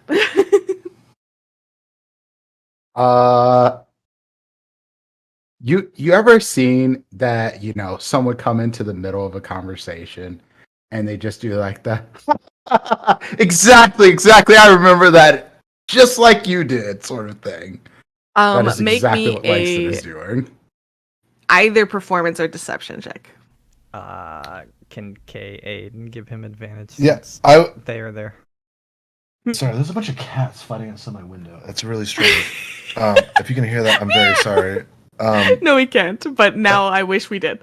I forgot to say this, but I was going. So feel free not to add it here. I was going to just give guidance to everyone, like that's going to be a thing Locke is doing from this point on. So if you don't want to apply it to this one, that's fine. But like from this point, Yeah, on, because you stepped a little bit away from them, so Yeah. you're not right next to them at this current moment as they are continuing on. You're trying to keep an eye on Hicks. So whenever Locke is next to you, you can say that there's a guidance being applied unless he's preoccupied. Yeah. So this, yes, you can aid. I will, to set the scene I a get little. advantage in this case then. Well, which were you doing? Perception or deception? Deception, of course. Or not perception. I'm so sorry. Performance. Performance, No, or- I am trying to be tricksy. Okay. So just to set the scene a little bit though, it looks like he's a storyteller and everybody is lounging around him, below him. It's not that they're silent, but they are all like enraptured in the story, if that makes sense. It's less of a person standing around a circle chatting it up, and more like he's sitting atop and genuinely being this like storyteller that's enrapturing a captive audience. But you continue. Yes, go ahead, roll it with advantage. Well, I need advantage because that Fingers first one I crossed. rolled was poop. So Septimungo. 18. No, That's a good deception. So you go into like really exuberantly kind of like laugh mid like story and step into this, but there's a slight hand from Kay that holds you back from being a little too aggressive and too loud, and it's enough to just kind of like come in to the story and just seem like you're really invested in it, as opposed to shattering the magic of the story he's weaving. And you do see him kind of as he goes like, well, I crawled into the hole to follow the sweet siren call. Oh, well, hello. Hello, welcome. Welcome. Come join. You feel free. Yes, come, take a seat if you'd like. Or is there something I can help you with? Yes. Kind of eyeing you all. I think Locke's not there particularly. So Langston's just You're gonna enough to like hear this, but not Okay. in there. Yeah. go straight into. So I have to ask because it seems like you are the world's most interesting man, if you don't mind me saying. But I've also heard that you have the power to save a world. Mm. Kind of looks at you for a moment. Why are you here? Have you just joined the party? You could say that.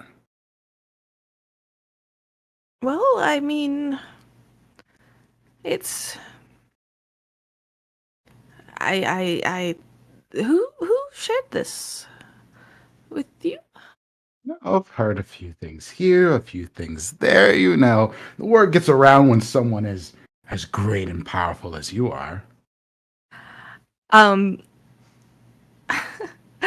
I appreciate the kind words, but truly, I am just um I am just me, Gilgazo.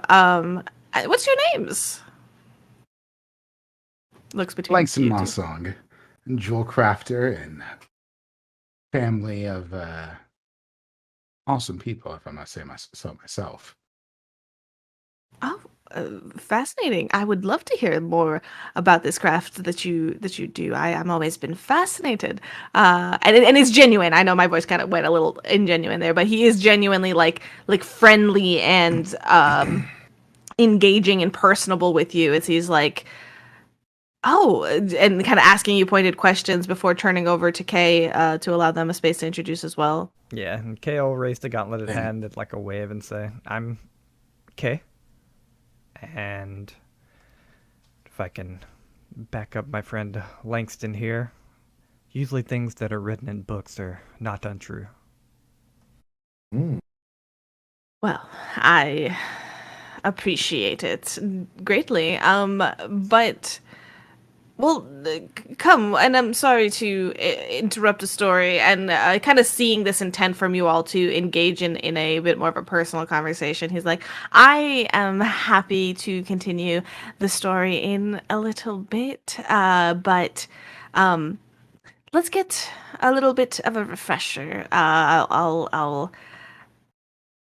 a little parched, and will return momentarily. And he kind of talking to like the crowd that's gathered around him, who as soon as he says like, oh, I'm a little parched, some kind of scatter, get up, and like go to like other areas of the party, but like 3 or 4 almost immediately get up, walk to the bar, grab drinks, come back and give it to him instantly. And it's like each one is a different drink, and he's just like, I'll take this one, thank you. And he's not phased by it, seeming like this is pretty common occurrence. Now that's service. And yes, well, anyways, how can I help you? Mayfire here is leading close. And actually, I will say, as you all are now engaged in conversation, and there's a bit of a shift in the population here, like people are moving out away from him and having a more private conversation. With you, Hex, Lieutenant Miano notices this. And he just kind of looks at me and says, if you'll excuse me, and begins to head over. Yeah, and she goes to stop him, and then she's like, no, this is not the time. So she just kind of is gonna fade in with the party and pretend to have done as she is told. But she is going to basically move through the party sort of amongst the party goers. And she will take on the appearance of her mother, who is a water Ooh. genasi, just to like be a different person. Absolutely. And as like you see Mayfire, who was next to you, kind of like listening intently, willing to take a back seat for this as you all try to like break the conversation here. But as Lieutenant Miano starts coming closer, and heading in your direction, and Locke, you see this as well. So you tell me, are you going with the group or coming along, or are you trying to keep track of Hex? Yeah, no, definitely keeping track of Hex. Like, definitely keeping track of, like, trying to, like, step back and be like, all right, we got people over here. Like, okay. So you find a space probably closer to the bar then, where it's, like, less movement and people, like, all over the place. And you're going to try to keep track of Hex. It's fine if I can't hear them. I just want to be, like, to see, like, if anything starts to, like, physically happen, Locke will engage, but, like, he's just, like, he's the support. He's just trying to, like, keep track of his wards. Because of the changing of this, I want to make this a bit of a roll. So, what were you gonna say, Anne? Oh, I was gonna say if I was by the bar before, can I have like left an eerie token on the bar for Locke before leaving, or no? Yeah. Okay. Yeah, absolutely. So she like raises her glass to you, and then begins to disappear. And when you get to the bar, you see that there's just like one of the buds that blooms in her witch's turn that's sitting there. And we've definitely done this before. Like, yeah, you know. So you take that and you try to keep track of her, just so to see if you do have visual on her or not, because it is important, even in the shift of the change. Totally. Make this stealth versus perception. Yeah. And this will be your stealth in general, Hex. Perception check. 16. 16? 24.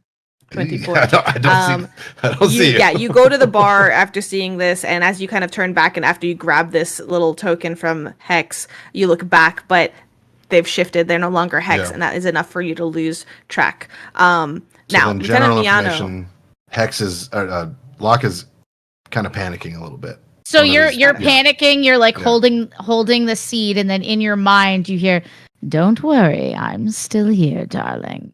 Ears just swivel. Yeah. All right. Lieutenant Miano approaches. The two of you, then Kay and Langston, also make me perception checks.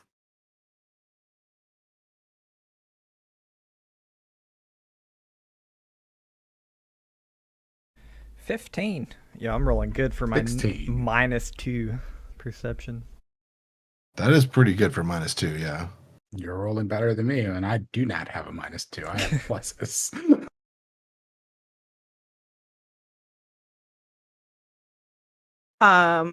16, 15? Got it. Yep. Ish. Yes. Mayfire was next to you. She is no longer next to you. Where'd she go?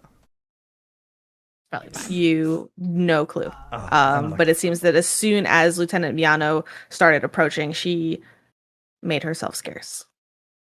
Interesting.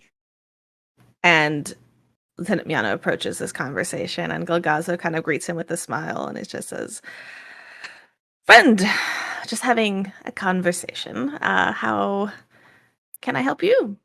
And Miano's just kind of like, "I'm just making sure our friends here are adjusting to the party well. Is everything all right?" Everything's fine, but this is sort of an A and B conversation, so I would prefer if you would see your way away so we can have Gilgazo sort of steps forward and like with a chuckling hand on your like forearm, and he's just like, "Don't worry, Miano, it's all good. I'm just taking a little bit of a rest, and you know the vocal cords can be taxed with a lot of storytelling, so don't worry, I'm just here." And no, as like the two people just go to like get another drink for him, he's like, I'm okay. And kind of just trying to like assuage this. So go ahead and roll like a persuasion with advantage here, with Golgazo helping you to kind of see the lieutenant out of here.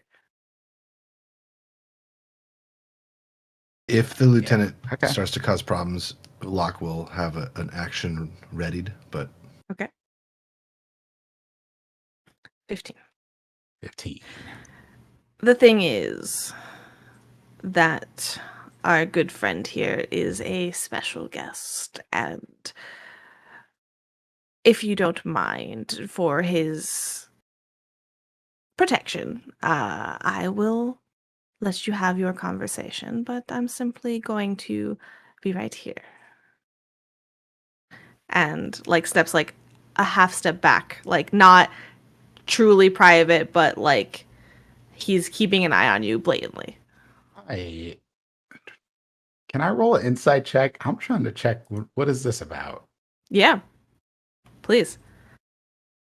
And Kay, you can as well if you'd like. You're in this conversation. Nah, Kay's letting Langston handle most of the talking for now, and she's just gonna be the muscle. Is there a way, whilst this is going on, that I can just sort of, with my stealth check, make my way to a place where I have a good vantage point and might be able to hear what's going on from, let's say, Yes. like 15 or 20 feet away? Yeah, with your roll for stealth earlier, absolutely. Yeah, Great. you're kind of swooping in here. Yep. Why don't you also make me a perception check? That You 18. I got take it.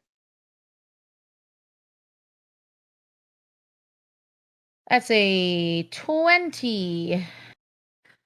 With a 20, as you are also at a different location, you see a flash of red hair from Mayfire, who Yeah. seems to be on the opposite side of this sort of like pillow mound space, seeming to be also like listening in, but stepping away from line of sight.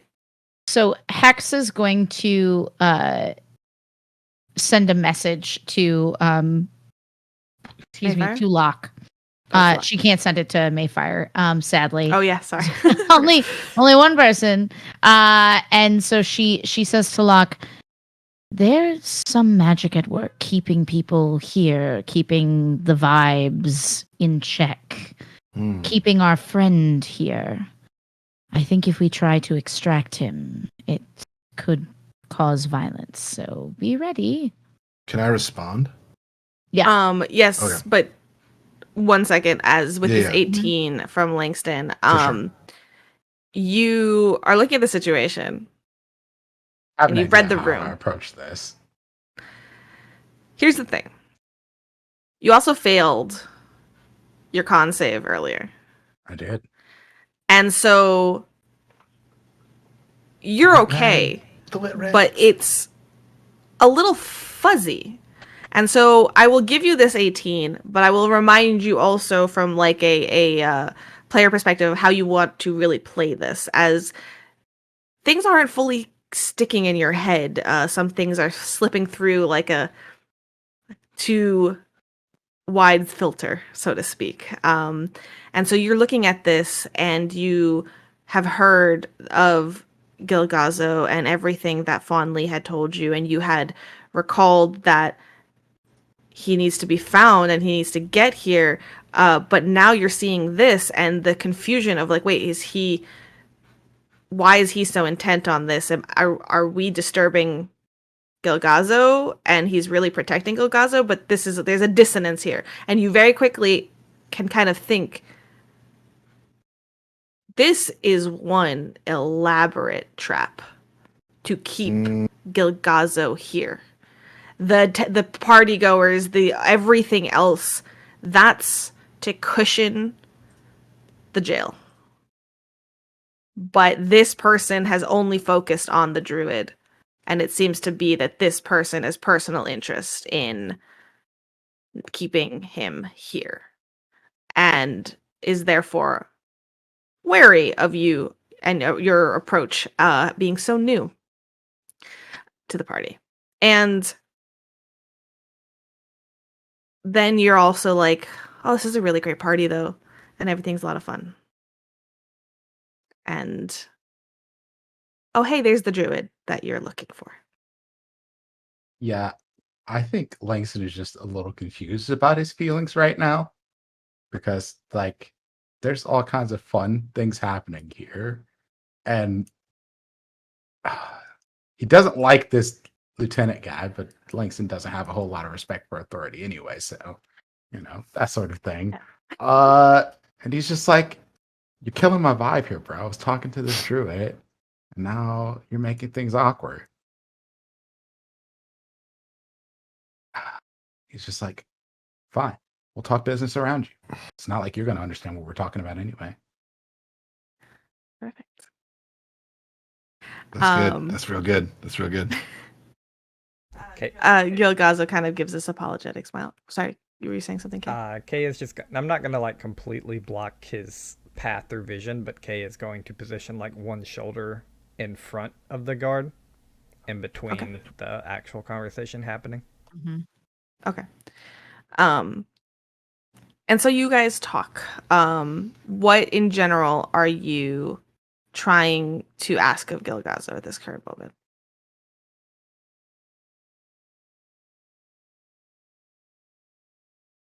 Save the world. Yeah, no pressure, Amir.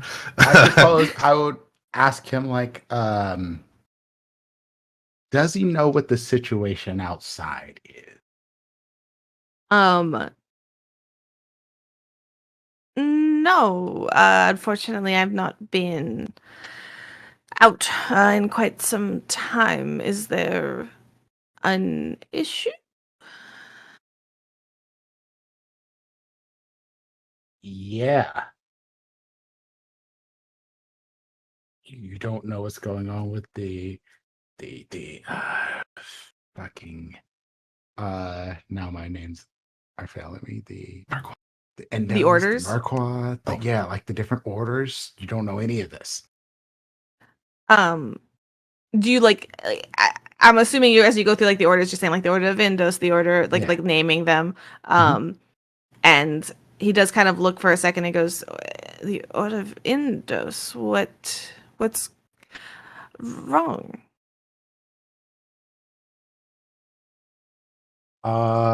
Instead of going into a long explanation of things that I don't remember entirely, I will just hand wave and say we explained what you kind of give the what we run situation. into. Yeah. And you see at this point he does like look and shoot a look over at the fact that Lieutenant Miano is involved in this, and he goes, "I'm so sorry. There's unfortunately not much I can do from here." Then I lean over to him and I go, "Exactly. So we need to leave." And he kind of gives a show of like laughing off as if you told him a joke or something like that. And he does though like grasp your arm and like lean forward, and he goes like, "I can only leave through that door, and I don't have the key." Well, before he was like okay with like, oh, not a big deal. He is enjoying himself for what it's worth. But it seems to be that this kind of conversation has been enough to concern him to kind of connect with the outside, and at the very least intent of going there. Draw him away and let's talk. And basically saying like, get Lieutenant Miano a little bit away for a moment, and so they could have a conversation. Can I hear any of this? Did we hear any of this? Yeah. Not the whispers between. Okay. Yeah. We kind of saw the body language and the general Yes. yeah.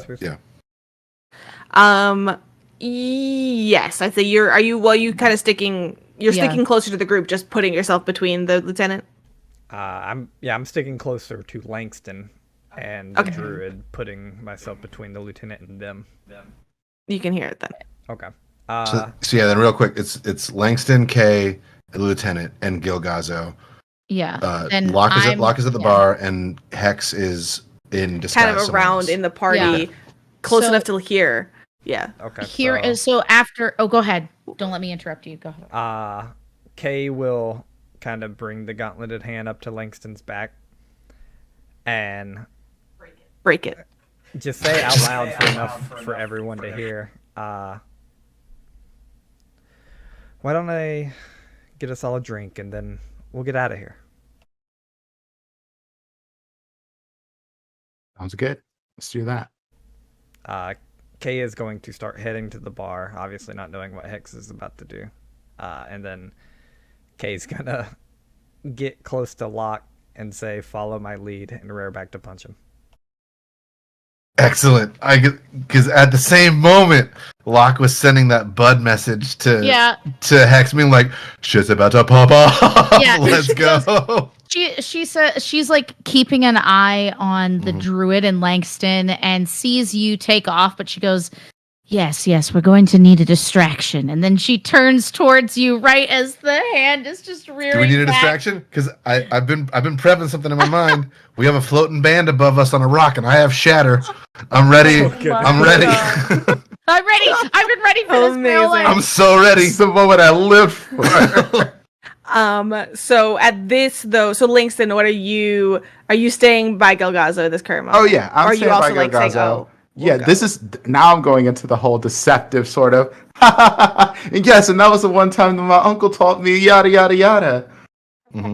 Clocking this and seeing the shift for a moment, there is a slight relaxation of body language as, again, Lieutenant Miano does not want trouble either.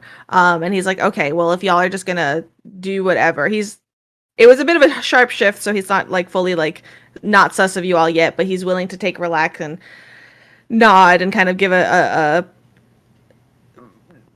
pleasantary nod to Gilgazo as well as he goes to step back a little bit further. And as all of this goes down, so he's now stepping away from Gilgazo as well, a little bit further from you. He's maybe like 15-20 feet, kind of walking back, doing rounds for now, keeping within the perimeter. What is happening with this distraction? If Kay is ready to punch, I think Locke. If this is about to pop off, stop me if we're not popping off yet. If Kay is about to punch, like Locke would quickly like tap their shoulder and like wink because it's not creepy, and then like smash like the two whatever two closest drinks are on the bar next to him, and like coalesce again this like liquid and just like shoot it up right to like the band rock, and like hopefully this is all flavor. Hopefully it would freeze and just like fucking like Thanos that shit and just crack it and shatter. I want it. Yeah. This is a massive like rock, but first of all, Kay, you were gonna punch. Yeah, so Locke? my plan, and seeing Locke do this with the wink, I think Kay can kind of go into it. So Kay's gonna position herself in between Locke and the rock. That's Okay. the sequel.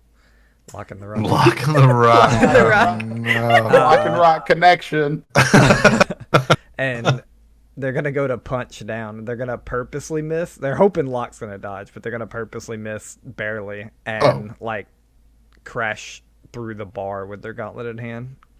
That's fine. Yeah. Okay. Make the attack roll. And as you cast Shatter, remind me the exact description of the spell because it's probably not going to work. Shatter at second level. A sudden, loud, ringing noise, painfully intense, erupts from the point where you choose. Within range, each creature within a 10-foot radius of the sphere must make a Constitution saving throw. A creature takes 3d8 damage on a failed save, or half as much on a successful save. A creature made of inorganic material, such as stone, or crystal, or metal, has disadvantage on the saving throw. Okay, but none of it's about inanimate. Is it targets only creatures? It targets Space, right? I think it's a space. It's just 60 feet range. It's a space blow up. Yeah, it's just it's a 60 foot. So a 10 foot cube, a 10 foot sphere. So you catch the bottom of this boulder, and so this is what we're gonna do. Let's all, for timing's sake, roll initiative so we can all react here in time. How do we do that again in Alchemy? Well, you don't have to do anything because I get to click the button. Yeah. Oh, great. How do we roll it? I want to make sure everybody's here. All right, great. Bam. Bam.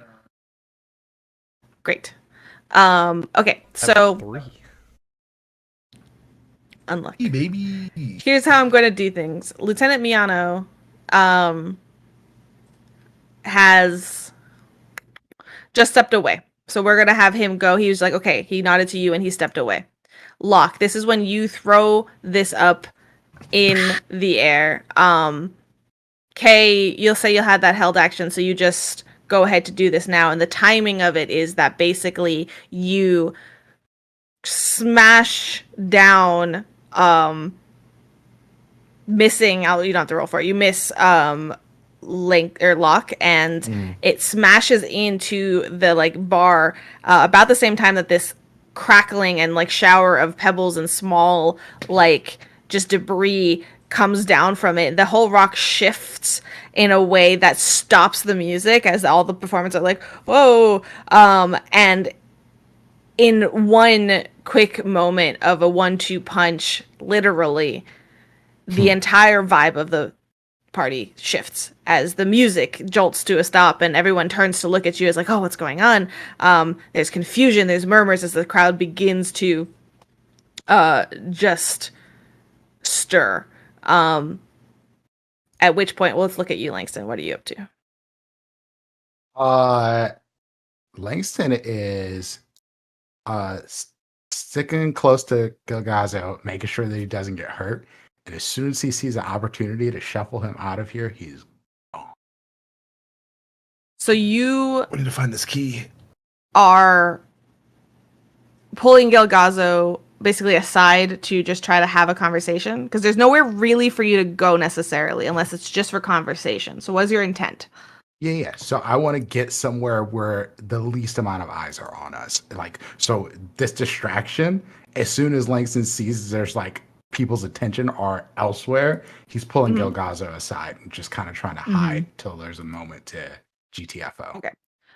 So you go to pull Gilgazo away from this, and it's kind of like in the direction away from obviously the lieutenant and everybody. And as you go to do this, and Gilgazo is willing to go with you, you start to shuffle off, where another held action is going to go off, as Mayfire steps out from behind the space around like the pillow. I keep wanting to say pillow fort because it would be really cool if it was a pillow fort. Say it. No, say it. It's your world. You created it. It's a pillow fort. It's a pillow fort. Yeah. It's a pillow throne. Okay. And Mayfire steps out, kind of swooping in as well, like in tandem with you, kind of closing in on the other side of Gilgazo. Go ahead and make me a reflex saving throw, Langston. Like a dex saving throw? Yes, dex saving throw. Sorry. Reflex sounds way better, honestly. It does. It's like whoosh, Pathfinder reflex. 2. Yeah. Let's go, Langston. Boom Natural shakalaka. Freaking Damn. 20. Thank you, Alchemy. Amazing. Okay. So hold on. I should actually have this. I'll PayPal you that $5 later, Alchemy. Thanks. Yeah. Great. Yeah, we need Asher in here. We have finale. We need finale dice. Just everything is an 18 Finale or higher. crits, please. Thanks. Finale crits. Let's go. Let me hold on. I should just do this. I remember how this works. This is my "Will We Battle Soon" music. I'm gonna change my the thing? lights to I more don't have battle my lights. What thing? Descriptions of what things do. Oh no. It's battle time. View. Yay. Oh crap. I'm sorry. Oh. I got too enthusiastic. Oh, but you did a natural 20, so I gotta let you have it, right? It happens. It's an attack roll. It's not a save. I thought it was a save. But I gotta let you have the saving throw. So we'll do it instead this way. So coming up, as she kind of steps in tandem with you, Gazo on the other side, she kind of reaches across and goes to grasp you, and just kind of almost the shock of her coming out of here, out of like nowhere, because you didn't know where she was, has you on the defensive, and you just move away from this touch as she looks at you with these intense eyes that you don't recognize this look in her eyes New as she phone, who goes to dis? try to pull Gilgazo away from you to her. Is Mayfair the actual bad guy? No. That's gonna be a no from me, dog. Yeah. So you have your movement technically. She held this attack. So you have an action.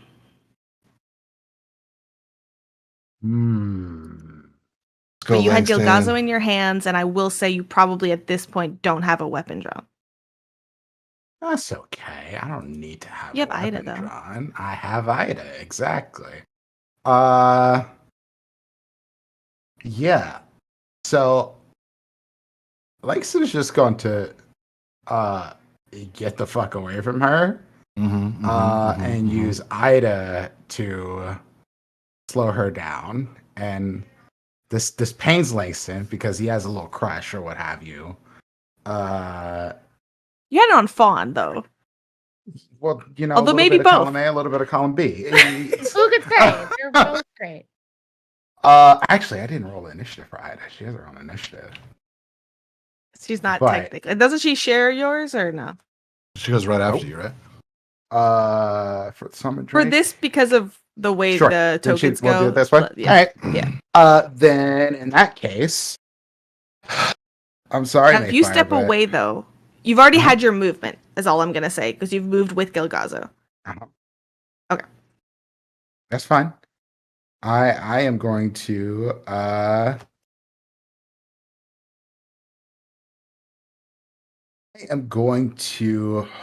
do a thing that I feel bad about, but I am going to mark her favorite foe.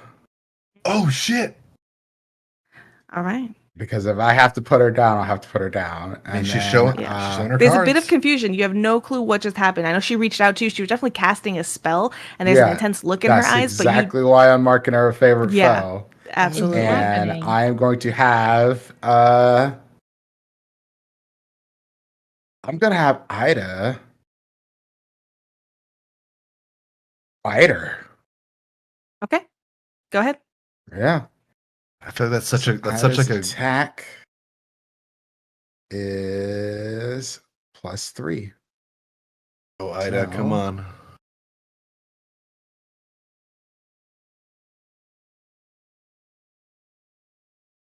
Great music. Not great. Not great. And no, just not great. Absolutely snaps air as you see Mayfire move with a swiftness and purpose out of this way. Now, here's the thing: she has a hand on Gilgazo, and she's kind of like focused on with one grip on his arm. You're on the other side. You are right next to him. There's still a fight over And I Gilgazo, just so give to her speak. The look, and I say, "Don't make me do this." Oh, it's so intense. You don't understand. Is all she'll say. Is that the end of your turn? Yep, that's it. Hex. Let's go Hex. From your perspective, you see Mayfire swoop in, get close to Langston. both of the two of them. Your eyes are also drawn though to the distraction. You were just talking with Langston, Yeah. with Locke, and you just see Ida kind of snap at Mayfire. Of a gun. All right. And where is Big Bad Lieutenant Man? So the lieutenant in this current moment had stepped away and has whipped around to look at the sudden noise and distraction that occurred, and has not yet clocked what's happened over on the other side. Let me read this spell real quick. It's a cool little hex. That's me and maybe the spell. Let's see. One ability, and they have disadvantage on ability checks. Okay. I was thinking maybe I could make him less perceptive by hexing his wisdom, but I guess okay. a skill check isn't an ability check, is it? So that does not really help at all. So instead, I'll roll this dice, and that will tell me which of these No, two. skill check falls into ability checks. It's all the stuff Oh, that does falls. it? That's into what that. wasn't it? Okay. Yeah. I always thought it So was if you like, Okay, get- that's an argument I've had 1,000 Yeah, I times. was It does but it really? like, roll your strength check, and that's an ability check, Nah. but an athletics is a skill check. Yeah, Yeah. that's all stupid. It's all Well, what- dumb. What are you trying to roll? So I'm not trying to roll anything, but I was thinking of doing would be to try and make us less noticeable by making him less wise, or have That would to be roll wisdom checks with disadvantage. That would be can't- an ability check. That's Yes, what but we're that is a saying. wisdom-based ability. Yeah. I will Yeah. say, because it makes sense to me, and most often, like when just it'll What work, is it'll it? count. Yeah, Okay, yeah. great. Yeah, love it. So, Love it. yeah, so she doesn't want to just go all in on their friend who's having a weird special time. She knows there's one enemy that we can all maybe agree on. And so from nowhere, this hex begins to take hold of the lieutenant. I need, let's see, when placing a curse on a creature until the spell ends, yada yada yada. There's no, it just happens. Just It's a happens. bonus. The heck, Yeah, yeah, just- the heck. Yeah, it's just a thing that happens. Take So- that, wisdom. That's like my favorite coach. Just there, Yeah. you have it. Yeah. Boom. Hex and So he has disadvantage mark on and, wisdom related. So if he's like Gotcha. looking around to try and figure out exactly what's going on, he has to do that with disadvantage. Okay. Oh, and Perfect. he takes the d6 of damage. Yeah. Oops. Okay, roll the d6, Oops. and then. Oh yeah, that's me. Okay, great. It's oh, just I a little forgot the killing spicy part. meatball. Or wait, does he? Oh my god, why am I like this? No. I just deal an extra d6 whenever I hit him. God, I've Got played it. D&D Okay. before, I swear. Continue. That's my bonus action for my actual good timey times. I'm going to move up behind like drawing my arrow, and I'm going to move up behind Mayfair. Mayfair? Mayfire. God, I'm here. I'm here in this game. I know who people are. That's what I need. So behind Mayfire, and I say, now that's interesting. You wouldn't happen to be worshipping this underwater creature that the cult of Indos is so fond of, now are you? Is that the end of your turn? Yes. But I would like to ask my question pointedly. Absolutely, because it is Mayfire's turn now. Yeah. Oh, no. A couple things happen on Mayfire's turn. So you kind of swoop in, and I will say you were keeping away on the outskirts, so you're going to come right close to them, but you're not going to be like within 5 feet. You're going to be She like doesn't want to be. She just wants to like be like Go she's into- got yeah. Langston's back here. you emerge from the crowd. You're still as your mom Yeah. though. Looking like your mom as you step forward, kind of parting from the Yeah. crowd and making yourself known as her eyes shoot to you, and she just scoffs, and you watch as her form shimmers and shifts as like almost as if draining blood from her skin. You watch as from what is leached remains blue skin of a Chrysalian as well. I knew it! And she looks at you all as she shakes her head and says, like I said, you don't understand. Fawn's relentless search for answers regarding her father was the catalyst for finding what we sought. She inspired you all to bring me right to the Druid. Baby, what is Now you doing? Gilgazo is ours. And she is going to try to rip Gilgazo out of your grasp, Langston. Mhm. And she kind of pulls this knife out. It's a short sword. She has her short sword, and she's holding it up to his neck as she tries to pull him away, kind of almost like hold him hostage and just separating from all of you. So for this, let's say Gilgazo is going to try to resist as well. So I will give you the option of kind of giving him advantage on this if that's how you want to use sort of your reaction, or do something else. You want to just kind of contest her because it's like she's next to Gilgazo, Gilgazo's next to you. You're kind of triangulated here. So how you want to do this?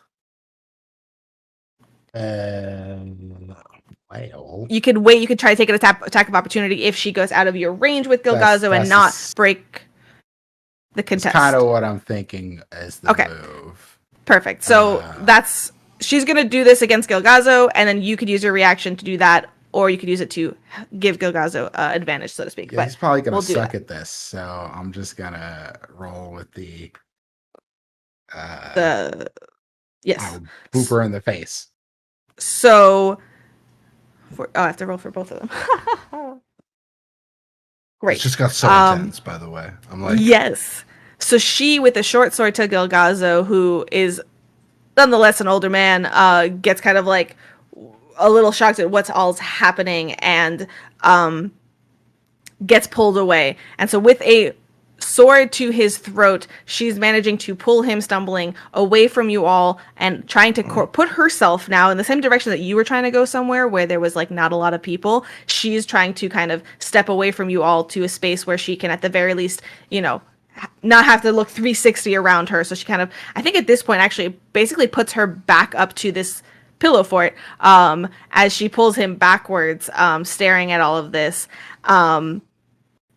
And she just kind of adds, like, looking over at you, Hex. Again, I bear you no ill will, but he is ours. And she's going to, that was basically her action. So, I think bonus. That's good. Okay, so that's it. So she is managing to rip him away. As she moves out of your range, go ahead and make me an attack roll, Langston.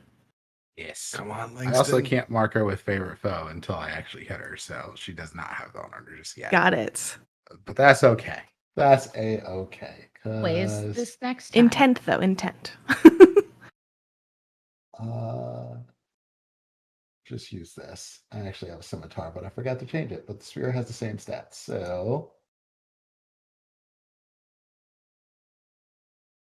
fuck me sideways. No. Oh no. She dodges out and it's like she kind of almost psychs you out, and knowing that you would do this and like pushes Gilgazo in like the way that you're like, fuck, I don't want to hit Gilgazo, and it's enough to kind of just make your arc go wide, and you miss as she begins to pull away. So she is now going to position herself away, and she's almost like equidistant now away. Hex is a little bit further away. She's like moves her full move. She's half, so she's like 20 feet away from you. She's even further from Locke I'm still and gonna Kay. use my bonus action to put Hunter's Mark on her, though. Smart. But this is a reaction. It's not your turn. You're right. Yeah. All right. So that is her turn. Now Gilgazo goes right after, funnily enough. So he's going to... Oh, yeah, buddy. Yeah. You don't got much in your repertoire. He'll druid craft a flower. Oh, it's so nice. Okay. So good. Let's do this. He will...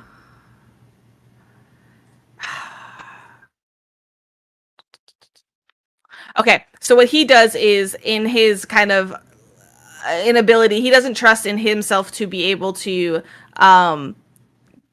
with his strength, no. So he's not going to be able to really rip away from her, and instead kind of in his hands, even though he's slightly restrained, he's going to produce flame in his hand, almost defensively, as... Now, can you cast it as soon as you... Can you attack with it as soon as you cast it? That's fine. Yeah. Spell attack. Yeah. Okay, good.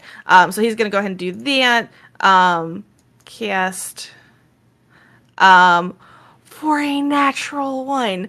Well, that's great. Gilgazo, my buddy. guy. Thief, man. Now, My mind you, dude. he's been drinking. Yeah, He has he's been drunk as here for shit. a very long time. And he's like, oh, and you see him kind of like slip as he's stumbling backwards, and the flame kind of just flickers out from his hand as he tries to like reach for her. Kay, it is your turn as you are facing Locke, and not this going down, but there's enough commotion going on and gasps from people that I will let you just roll me a perception check to clock everything that's happening here. I'm gonna fail that. 5. Mm-hmm. I have a -2. Wait, where are we at in initiative? What number? Where are we at? We're ending the round that we started with your distractions. Gotcha. Oh, that was okay. Okay, that was our distraction. Okay, I was like, I have Mhm. 20. But Yes. yeah. You All right, started cool. it off with your distraction, absolutely, Fair which she enough. then jumped on. I'll shut up. Keep going. So Kay, you hear like oohs and ahs from the crowd as everybody's gasping, but like this is again 6 seconds, so you can definitely clock Lieutenant Miano coming up to you. Like that was where your focus was, but you don't quite know that there's anything necessarily untoward happening to Gilgazo. I mean, you could look over there. I don't want to keep you from that, but it's very confusing as to everything that's happening, and there's a lot of people in the But way. Lieutenant Miano is Approaching you guys currently. approaching me, not at me. Correct. Because he hasn't gone yet. He's after you. Okay. I think Kay is in her hot-headed state, so after she just like lays into this bar and cracks it, she's Let's gonna go, turn Kay. She's gonna turn around, see him approaching her, and she's just gonna like start walking up to him and punch him in the face. Yeah. Please do. Yes. Let's go, Kay. Rock'em ready. sock'em robots. So she rears back 15 to hit. His AC is 15. Hey yo. Woo! He takes. I'm rolling so bad on this damage. I rolled a 1. He takes 4 thunder damage as my gauntlet kind of cracks into the side of his face and lets off this like small Nothing. blast of air out of it. Ooh. Very cool. It like surprises him. Like he was going over, and you can see like this like frustration on his face at the like the shattering of the party. And then just absolutely gets clocked with was not expecting the lightning. Perfect. Not lightning, thunder. Thunder, I'm Ooh, sorry. Thunder. Thunder. Yes.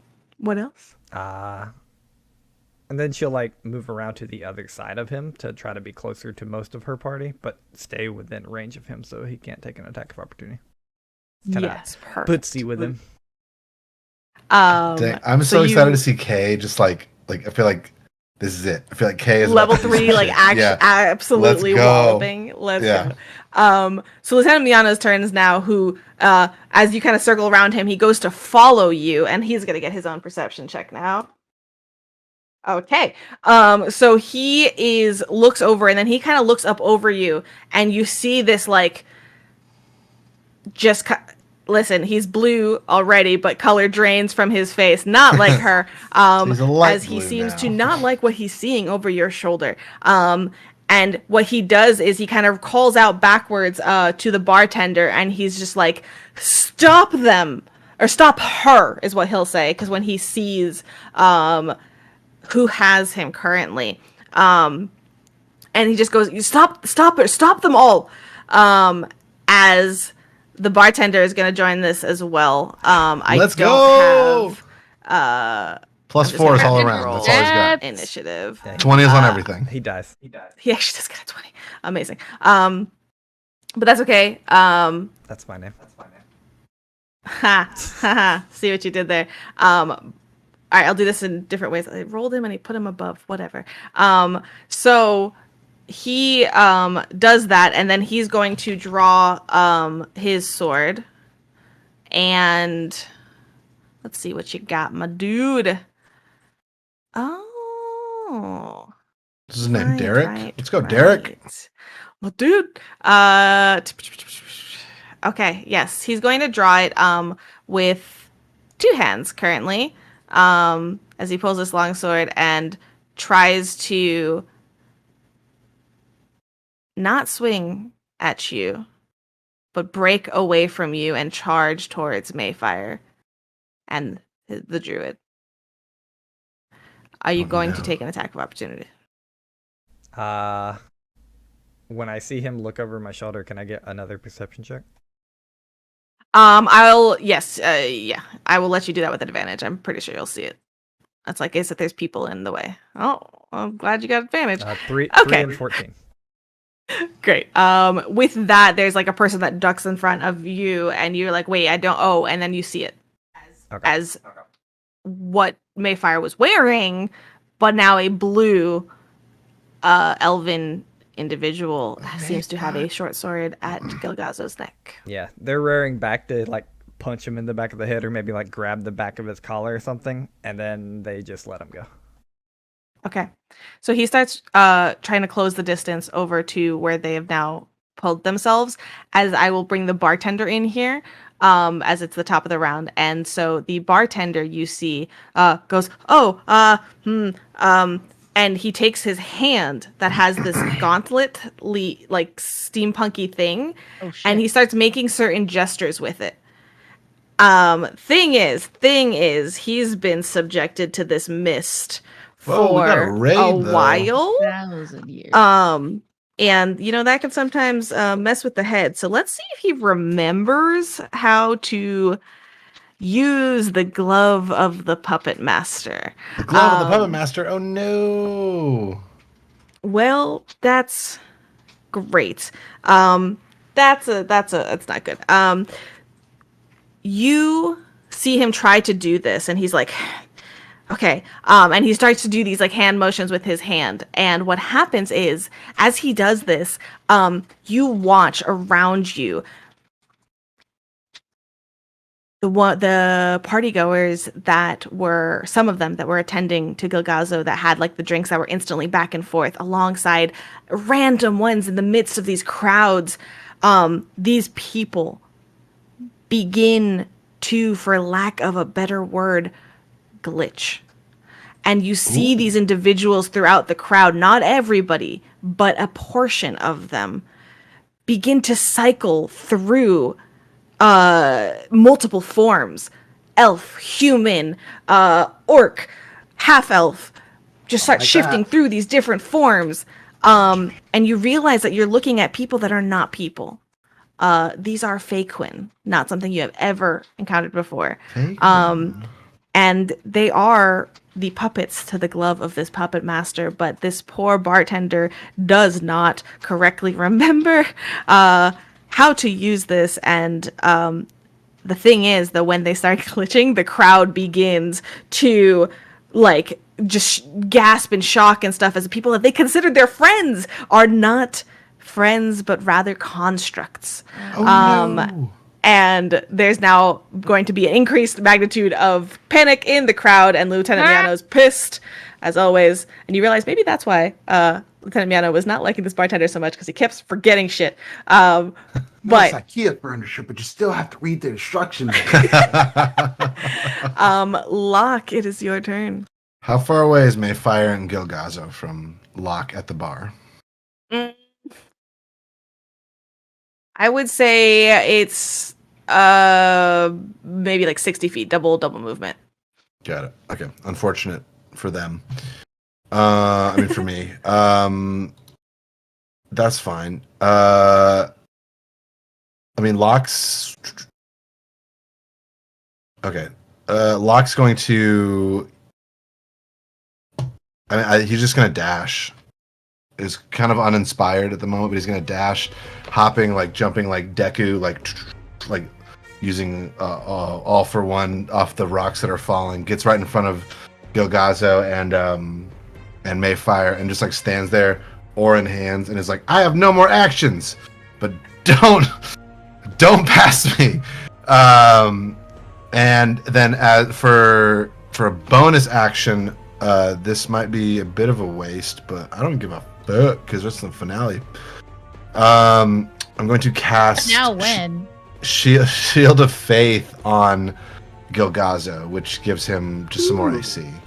Nice. So Locke is basically, he just like rabbit hops his way over there, gets right in front of Mayfire and Gogaz are trying to impede their egress, and then Got is it. like, "Be stronger, friend. With the power of Deep Sashulus, be stronger." And is just like, "Don't fucking pass me.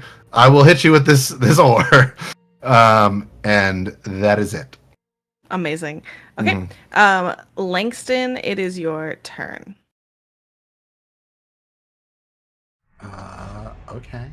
You're Hex, locked. you're on. Langston, get over here. That's what I say as a free action. So she's still trying to like grapple Gogazel. She currently has him grappled. Yeah, so I'm gonna just take a choppy at her handy. All right, so you close the distance. Yeah? Or Yeah, are you ranged? I forget. I- No, you have a sword. I can do either, You do both, yeah. but I like to be up close. All right, so you close the distance in on there with your movement. Go ahead and take your swing. Let's go, Langston. She has AC of 13. You do? No, it's not an attack. No, my guidance doesn't work. Guidance doesn't work. So she's gonna take 4 damage, Okay. and then you know what? I'm not gonna use my bonus action for her. I'm gonna use my bonus action to have Ida step in here and Ooh, let's go, Ida. Ida is going Right to here. take a bite. Okay.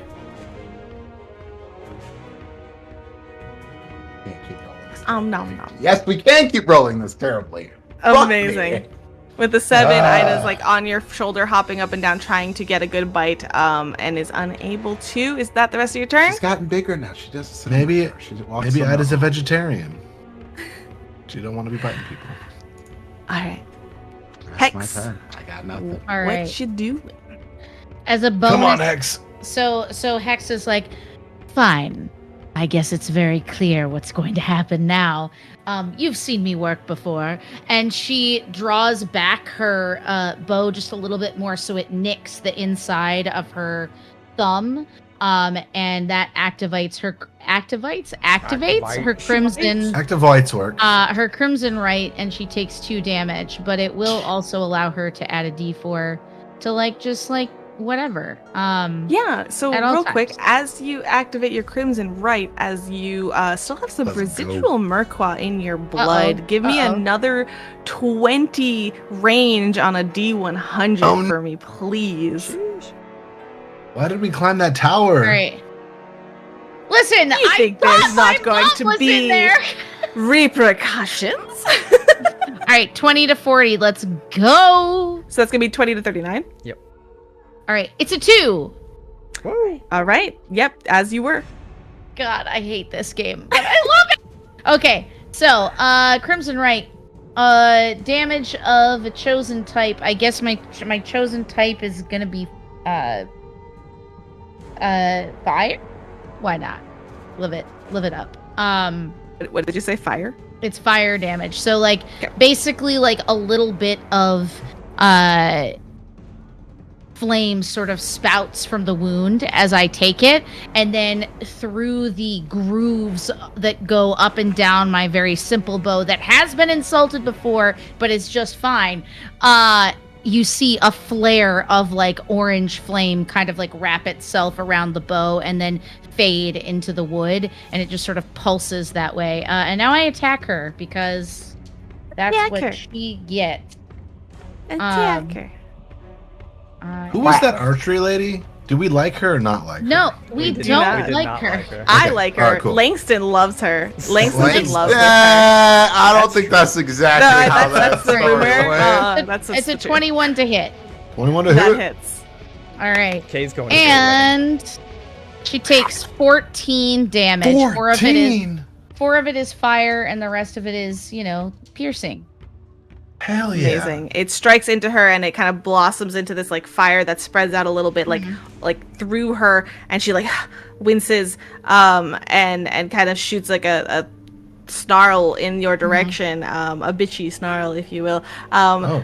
But not true, but like how upset would you be if I was like, actually she's immune to fire? Oh gosh. Listen, not. It's when great. I was like the chosen type, I was like, not ice, baby, not ice. Not ice. But I didn't know what to do, and I got scared. Because she's cold Works as out. hell. She's a cold-hearted person. She's a cold-hearted bitch. Lovely individual, cold-hearted but lovely. Yeah. No. All right, that's the end of your turn. That's a bonus. That's an action, and I guess I'm not moving. Here we go, baby. Cool. So it is now Mayfire's turn. No. It was just her turn. Oh gosh. Okay. I'm on the edge of my seat, literally. I'm right here. Let's go. At this point, you I'm gonna take this opportunity. see to her attack look around you as she begins to again. be a little bit more like surrounded by you all. And this time, who was it? Oh yeah, Locke, you came up right in front of her. And so she Oh gosh. Okay. stares in front of you and she goes, Fano is lost. It cannot be saved. The orders are broken. The only true city worth saving is the one below our feet. My home, Chrysalie. And as she says this, you see her kind of just clutch something at her side as blue electric lines begin to travel across the floor, spidering channels away from her until they reach a pool of water, the closest one. The pool of water, as the electric lines touch, at this point, because of all the action, people have we've had a round, so people have kind of gotten out of there and kind of stepped away from this action and everything, and so it's there's one last person that's like, whoo, as they start to climb out of there, and you watch the water begin to swirl as it kind of pools into a whirlpool and begins to pull and vortex together. And you see her kind of shake her head, and she just will, as that was her, yeah, she's going to pull Gilgazo. Literally, like, getting out from you all, like, does not care, will take the attacks of opportunity as she begins to maneuver him over away to the edge. We're now doing I it. will ask, despite attacks of opportunity, does anybody have anything that will still her movement? Yeah, Potentially. you can grapple her as an attack of opportunity. Yeah. So. I also Just can gotta- I can also strike her with lightning because I'm a Tempest cleric. Okay. So Um, take your attacks of opportunity. We'll resolve it from there. but wait, hold on, because Amir just said something. If there's a chance to like tackle her, I will fucking tackle her and grapple. Like grapple is an attack. So Is it an Yeah. attack? It is. it is, yeah. It's a Okay. grapple attack. So it would be either your strength or dexterity versus my strength specifically. Which I'm not great strong. I'm stronger than you. No, you're very much stronger than I am. But I will give it the most honest try Locke has ever given anything in his life at this moment, because this is shit's breaking bad and Locke don't like it. Yeah. Okay, that's a 9. For Locke, for the Let's not strength get this check. thing, I'm stronger than you. Strength. Okay, ooh, I'm about to click this button. I'm about to click this button, y'all. Come on. Okay. Oh, it's an 8. It's so bad. It's so Well, bad. this is contested. It is contested. It's contested. It's contested. It is What'd she get? contested. She has to Well, roll and- against us. It's acrobatics or athletics versus. Wait. Be bad at I was it. going to roll my dice from PAX, but instead we'll roll the The Siren's Siren's Call call. D20. The si- Oh, The okay. one that has done me the good D20s in the 20s of the D20s in the past. Let's go. It's gonna be such a loud noise. Bonk. Natural 15. Oh, no, she fucking. What Lock- have I lock- done? Oh, it's terrible. Locke dives It's a- like the opposite direction. Okay. And she starts to like feint you out, and she's a little bit limited in her range because she is still holding on to Gilgazo. Mhm, But she kind of goes to like like faint forward kind of a deal, and you all go to like reach that way as she just slides out the side and pulls Gilgazo with her, and books it around you to the thing, just dragging it. Gilgazo kind of stumbling along with her, and she's her movement is a little bit more slowed because she is pulling an unwilling creature with her. But we'll say she makes it to the edge of the pool, not quite being able to go further than that. How many feet away is she from me? Her movement, I'm assuming, she's like 20 feet away from you. Perfect. All right, keep going. Yeah. On the edge of the closest pool she could find that is beginning to swirl and whirlpool, pulling downwards and inwards.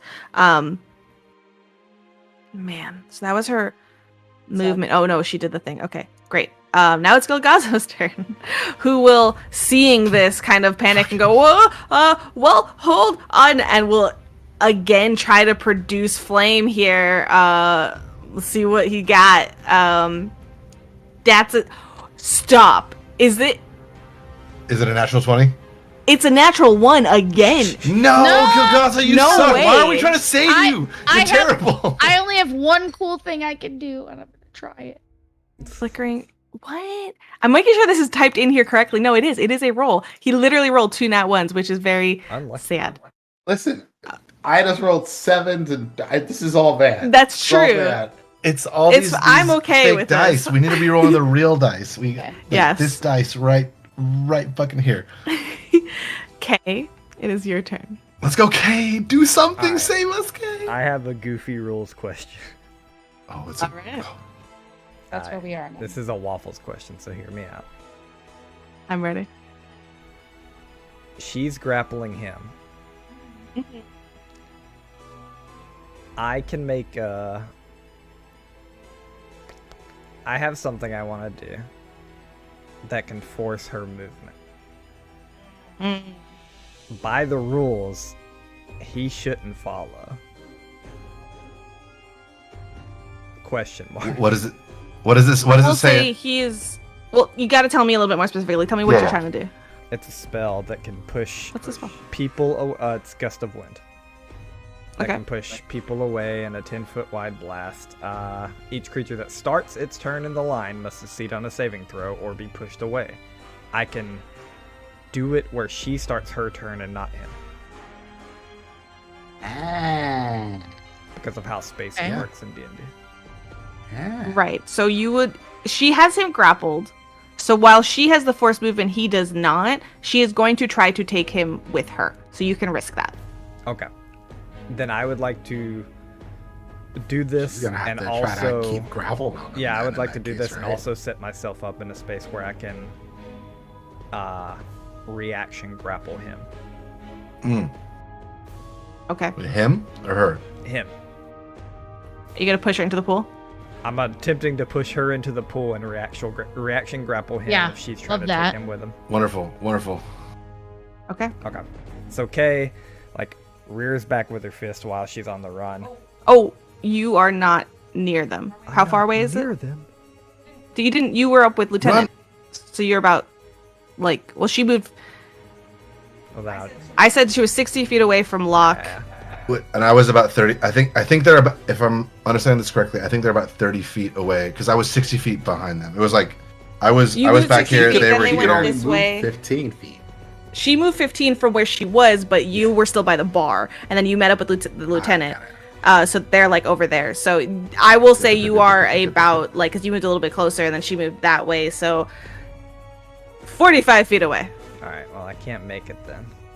I can do the spell, but I can't make sure that. Do the spell, yeah. All Do the spell. Knock her ass out. right. Yeah. Is the downside of theater of the mind sometimes. No, for sure. Yeah, it's yeah. I'm just trying to make sure I can't do it. I can't cast 2 spells in a turn, correct? You can do Correct. Well, that's up to the bonus action. I can't do a bonus potentially. action and an action spell, right? It's up to- it's Only up if to one of Sarah. them is a cantrip. One of them Right. would not be a cantrip. Okay. Yeah. Kay will begin moving then. Get within 15 feet because that's the limit of movement, and basically after this 30-foot run, punch with the gauntlet, and at the very end of the gauntlet, basically she takes and punches the wind and creates this gust of wind out in a line that only catches her, hopefully. And then, like, from behind the gust of wind, she kind of looks back, yells, and says, I'm counting on y'all. Oh. Okay. On Is it a saving throw? Yeah, on her turn, it'll be a strength save. It's people that start their turn in it. So right now, technically, if you want to be super technical, she's unaffected.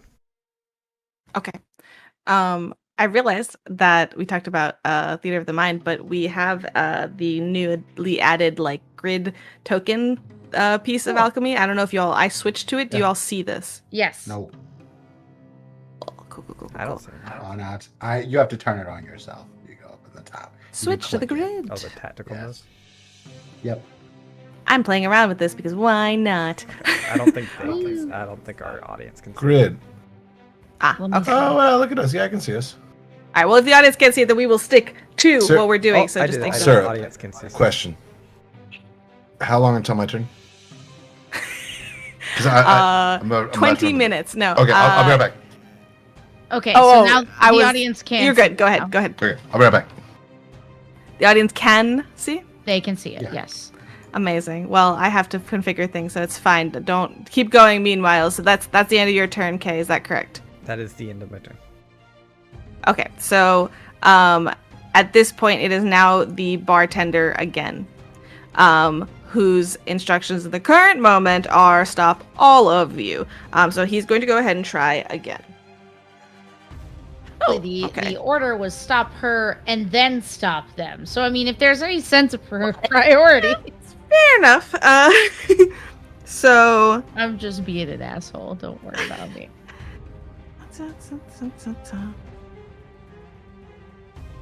Okay, great.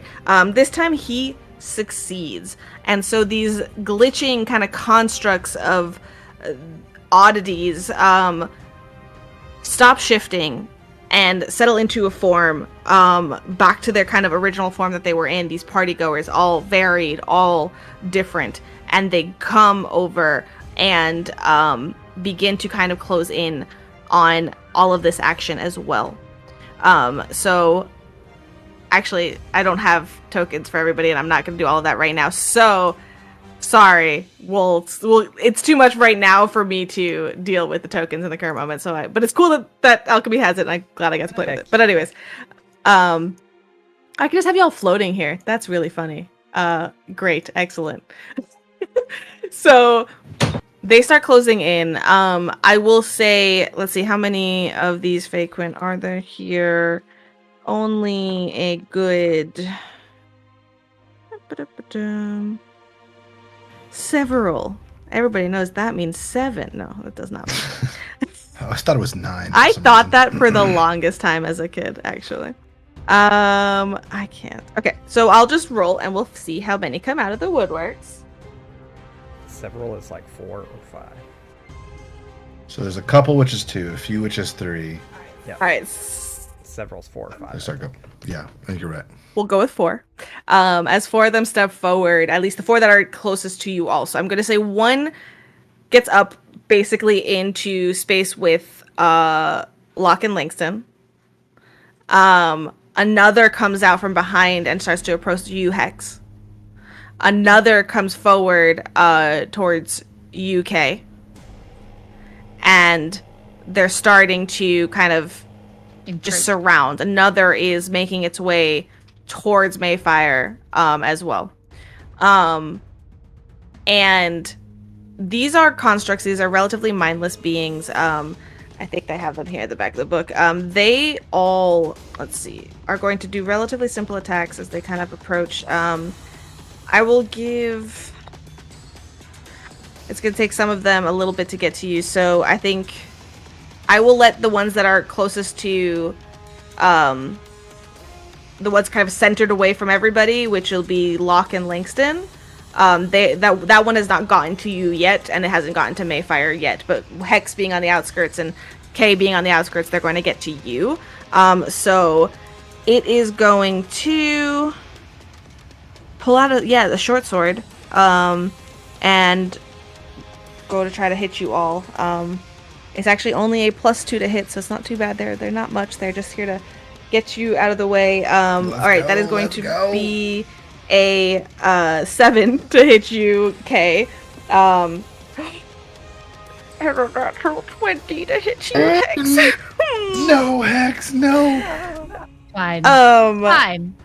22. That's okay. It's not bad. It's a D6. 4 or 5 points of damage. As it gets up to you, and I think it just catches you by surprise because it comes up from behind you as you're focused on the scene in front of you. Would that be double?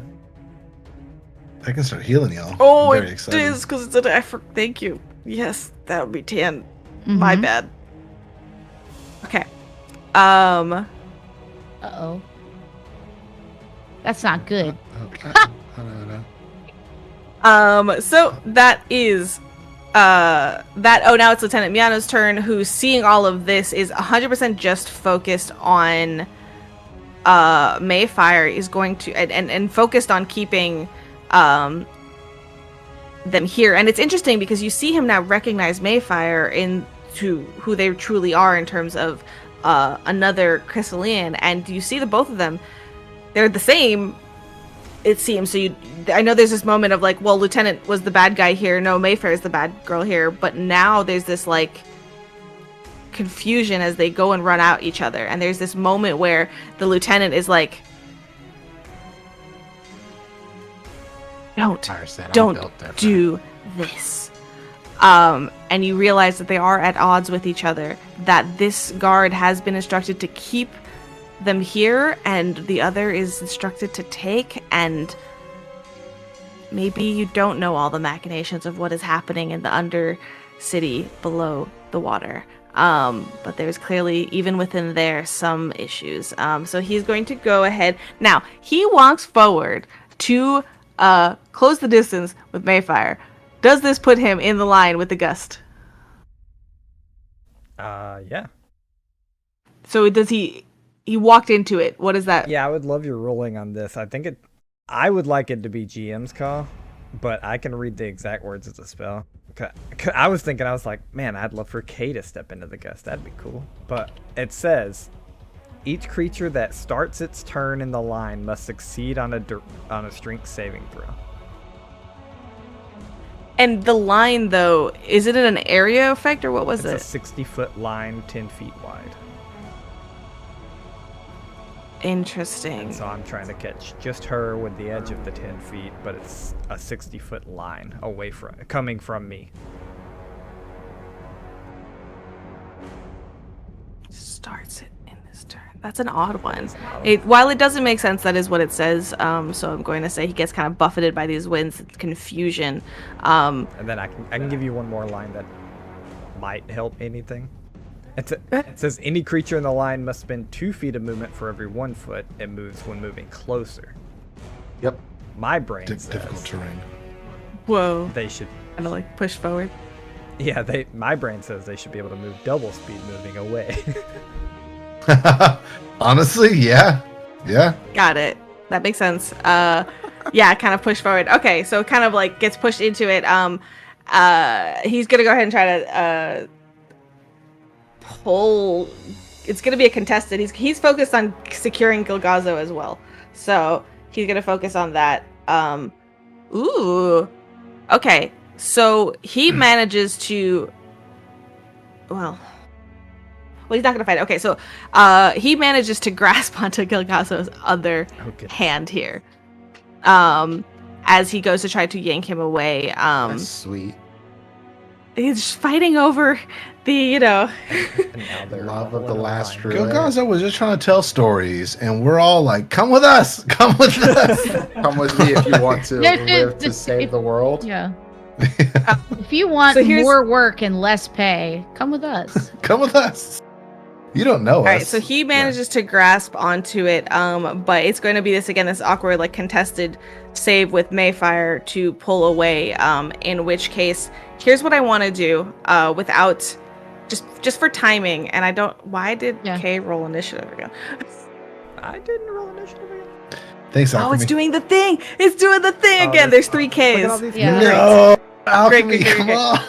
So Here's how I want to kind of have things move. We're going to kind of go very cinematically right here because things are tense. I hope you all are okay with this. I know that with action economy it gets funky, but here's what's happening. All of you are going to do an action. All of you are going to start doing something. We're going to do one thing only, and you're going to tell me what that is. We're going to have one roll, no matter what, for what's happening. You just tell me, and we're going to go through until it gets to Mayfire's turn. Okay. Because that's when the winds will hit.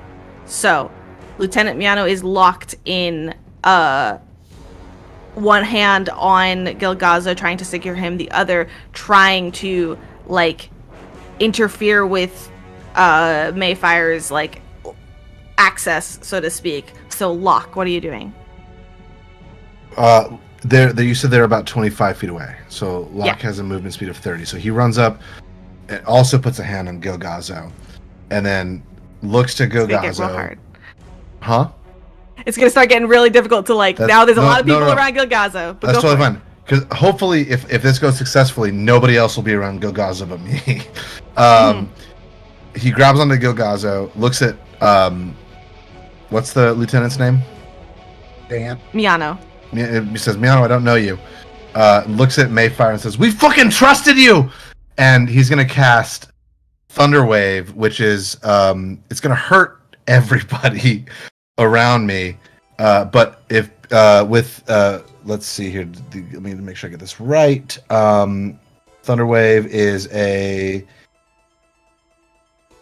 con save of 14. If they fail it, they're pushed 10 feet away from me.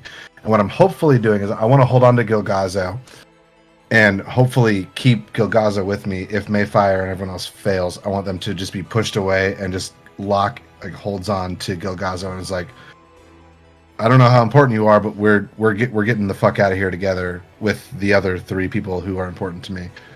So 14 con save. 14 con save. Yes. If they succeed, they don't move.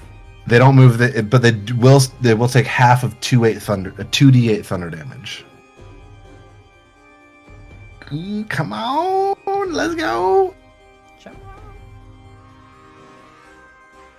D&D sucks. Had to flip between the two. The It's so lieutenant. nerve-wracking. Con, you said? Yes, Constitution. 13 14. for Miano. Oh, get the fuck out of here, Miano. Who drops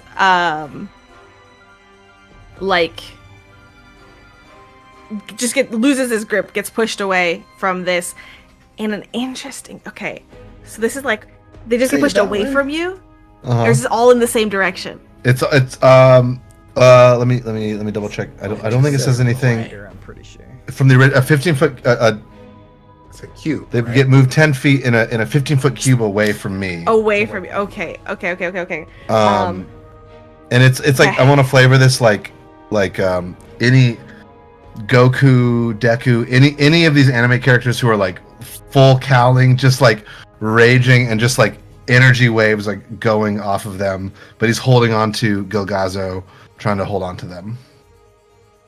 He's just screaming. Fascinating. Okay. So 16 That's more than 14. for May, but try to think if like the lieutenant would get in the way of this in any way. That's your call. If you want to be that nice, feel free. Here's what I do need from you Yeah. to see all of the parties involved in the current moment. Make a strength check to hold on to Gilgazo. Oh, for sure. Absolutely. Strength check. That is a 6, but I think I have of a nuggie from Happy Capster. So I'm going to roll that again. Get that nuggie in there. Comes to 7. It's the same. It's a 6. The story now. No. Oh, Happy Capster, Okay. thank you. I'm so sorry I rolled bad. Here's the deal, though. Now he's gonna get his own save. You can't He say did not no. hold on to him, and the lieutenant has not held on to him. God, don't you dare say natural one again. I rolled real dice. It's a 4. Okay, all right. We're bad Okay, so- adventurers. We're bad. We're Hold bad on. at What's his adventuring. con? What's his con? Wait It's for not it. going to be plus 12. Not plus 12. No. I just must know. It's fine. Listen, this guy needs some. He's rolled natural ones. He needs this. Okay. Man, happy just capture. needs to Thank have you. some but sense. I'm so sorry. So he fails. No, I killed Gilgazo. No. Mayfire succeeds, and you are because Wait, she's at the edge of this pool. I hate her so much. So I have a question. I hate She her. succeeded, but Gilgazo failed. Yes. Is he gone? Yeah, he gets yeeted. That's All how right. it works. Hey, A plus B equals D in this case, but that's fine. So envision for me, if you will, Mm-hmm. the pool Mm-hmm. that you are next to, which you have come up to the cusp of this pool. Lieutenant and Mayfire fighting over Gilgazo at the edge of this pool as you come forward and blast outwards. And the lieutenant blasted back with this gale of wind, in addition to the buffeting of the winds that are still blowing from Kay, knocking towards, like, kind of half into Mayfair, but she manages to stand her ground as her grip gets lost on the druid, who looks at you, Locke, as he goes, ah, and falls into this whirlpool. Oh no. Shit. Everyone And takes start- six thunder damage too, by the way. Oh, thank you. Yeah. Yeah, I will. Give me a second. I will do that. Yeah, you're fine. And God, I have nothing I can do. Mayfire looks at you and looks down at Gilgazo and just smiles and will, if you will all allow me, because Gilgazo falls into this whirlpool and basically disappears below the water, we'll use, instead of an attack roll reaction, just simply dive in after him. If she's leaving my space, I will no. try to tackle her, like 100%. Okay. Like but my rolls have been hot shit tonight, so Take a swipe as she goes. I'm trying to grapple her. Here we go. God, I've not rolled above a 7 in like 3 hours. Oh Guys, no, Thanks for Amir, what do you got? Thanks for coming to the game tonight. This is how to lose a campaign. We've Yeah. lost. Can I put a cherry on the losing real quick? No. You make me a strength save when she starts her turn and I win. Well, it's Did Waffles just save us? Did Waffles just save us? No, it would push her. No, into the no, he's portal. helping her. No. funnily enough, that's a 19, natural 19. But Oh, good. I just wanted her to lose at something. Dang it. Okay. here's, Can I? Okay, sorry. Go for it. well, there's a couple things here. So Mayfire goes, and this is like in the motion. She's basically teetering off the edge. She's going to dive in after this. You no longer have sights on Gilgazo. Lieutenant Miano gets knocked out backwards. Langston and Hex, you each have something at Okay. this moment. What's happening? Come on. Starting come with on. Langston. I super fucked this up, so please save me. So Langston's going to do the only thing that Langston could possibly think of doing. He's going to look at Ida. She's going to look at him, and they're running and they're diving in. They're diving in after. Yeah. Okay, Langston and Ida into the water, into this whirlpool that is now deeper than has any right to be in this little pool. Yeah. Hex, what are you doing? YOLO. Seeing this, starts running towards the pool, and when she gets to the edge of it, her eyes go black and she looks at Mayfair and her jaw is distended and she casts Cause Fear Oh, to shit. get her to run away from the edge of the pool. Oh, And shit. she says, shit. No, she says something really fucking cool. Do it. No, no. Yeah, no, I got it. Take a breath. I got it. Take a breath. She Take a breath. says- Take a breath. Take a breath. She looks up and the black orbs begin to bleed like blood down her face, and it says, "Of all sins, liars are most cursed, for they will never know a true friend." Money. Fucking money. Yep. Please to roll a wisdom save. and be bad at it. In fact, I would like to inflict badness on you with my chicky nuggy. Oh, I love I'll it. roll. Please I'll roll a do better. disadvantage. I'll let Please you do do this. better. Let's go. It was a natural 17, so let's see if it's better Yeah. or worse for you. Worse, better for you. Worse. All right. That is a 10. Yes! That's pretty good. Fear me! Now, so the fear, all that does is make her go away from you, right? Yeah, but I ran up to the edge of the pool, and so I'm looking at her. So if Yeah. I'm at the edge, then she can't just like jump in the pool to get away from me. Still away from you, isn't it? Though? Is it? And she's going to go after. But so, does she use her reaction to do this? She cannot use her reaction. She needs to use her action. Well, is it on her turn basically, or is it like Yes, when on her you do turn. this? On her turn, yeah. It's on her turn. On her Okay. turn. Okay. Let's see what happens. Well, actually, no. That is it. Okay. No. Now it's her turn. Never mind. I'm sorry. Damn it. Damn it. So you see her. No, she does. She does this. The thing is that in her reaction, after she was launching after Gilgazo, she was teetering on the edge, and you see her kind of start stumbling back from you. Truly, like, just what the hell just happened? And she starts to stumble backwards, away from you. The thing is at this point, now it's her turn. Now there's the winds, right? So she's stumbling back into. She has to start her turn. She has to make what, a con save or a what save? It's a strength save, but I thought we already made it. Be weak. I thought it was on her turn though, because now it's her turn. Yeah. So strength save. Okay.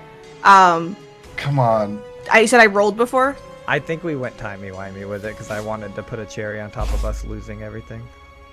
Oh, and then we might as well. Okay. Well, I rolled, and it was legitimately I rolled a 6 for. Fuck She yeah. has a -1 strength. Yes. Nice. Yes. Yes. I mean, yeah. Fuck you, Mayfire. That's not good, guys. So what happens, Kay? What? No, Tell me. no. As she begins to stumble away from where Hex kind of runs up in like absolute fear, stumbling kind of Not good, alongside the guys. edge of this pool. Yeah, she's. We're like, bad adventurers. We are bad. She's like stumbling away, probably teetering on the edge. Maybe she goes over, maybe she doesn't because of this like blind fear, and then she like takes that one last step back into the wind and just gets pushed into the whirlpool. Now, hold on. Hold Yes. on. I would like to pull up frightened. A frightened creature has disadvantage on all ability checks and attack rolls while I'm within its line of sight. Yep. It cannot willingly move closer. So Yeah. if I am at the edge and the wind blew her away from me, then she cannot get closer to the pool again. My wind is true. blowing towards the pool because I wanted to push Well, her. that Yeah, I is was- not helpful. I at all. agree. That's what I said. It was bad. and it's not willing movement. Yeah. Listen. I apologize, but I wanted to get her So away from here- the Well, when we first started No, this it was idea, it was good. It was a great Now it's less initial good. idea. It was great. So Yeah. No. Okay. trying to push him off, except the problem is Gilgazo's already in, and then Langston and Ida jump in after, and both disappear, and now Mayfire genuinely, like, it went from this purposeful dive into this, like, oh fuck, as she stumbles backwards and gets buffeted into this raging whirlpool and gets swept into it as she begins to swirl down into it. At this point, all that's left is Lieutenant Miano and Hex and Kay in this space. No, and Locke, sorry. Locke's still there. So, Gilgazo's gone. You don't see him. Langston is gone. You don't see him. Mayfire's disappearing in this current moment. Yeah.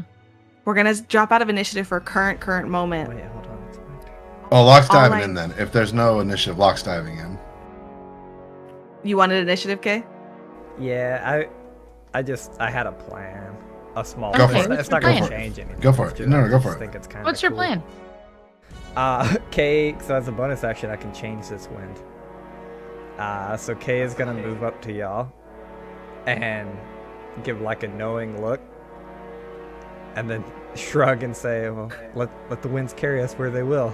And as a bonus action, change it from where they're standing now, and like try to push us all into the whirlpool. Absolutely. Yes, Yes. How much time do we have? How much time do we have? And is there any sort of anchoring, like an eye bolt or something I can tie a rope to real quick? No. Damn it! Okay, I'm going in. You all get pulled in by this wind, whether jumping in and letting it take you, or just suddenly it buffeting towards you Can and we hold pulling hands? you in that direction. As she disappears beneath the water, she goes, "This was fun!" Like, Lieutenant Miano, though, is looking around and just curses. But here's what happens, right? oh god. As you all go in, and being the last one from these winds. No, I'm not gonna make you roll. Never mind. Okay. Is Miano not coming with us? In the current moment, you don't know. As Locke is falling in, Miano, do you love your city? Fucking let's go! Like, get in and here, you see him look chicken. at this, like, these people that are stuck in this menagerie, that if he leaves is the only one, and then he kind of looks at you, and that he was teetering, he wasn't sure, and ends up jumping in with you. Oh shit. And They'll be fine. Well, They're at a hope all party. the people that are here are good. At least there's a lot of food left. It'll be great. They're at a party. We're good. It's all easy peasy, lemon squeezy. Let's Make go. yourselves at home. Yeah. Mikasa Sukasa. Everything begins to sink. And just before everyone goes under, the blue ring around this portal, this whirlpool, fades. And again, a booming subsonic vibration sounds out as the fizz and bubbles engulf everything, and you start sinking. And the sensation of sinking through these waters is replaced by falling. Oh shit. Falling. That was good. That was really good. For a few moments, the bubbles vanish, and all is peacefully calm. Then, actually, hold on. I think I can. Is it like the do some picture pretty behind things you?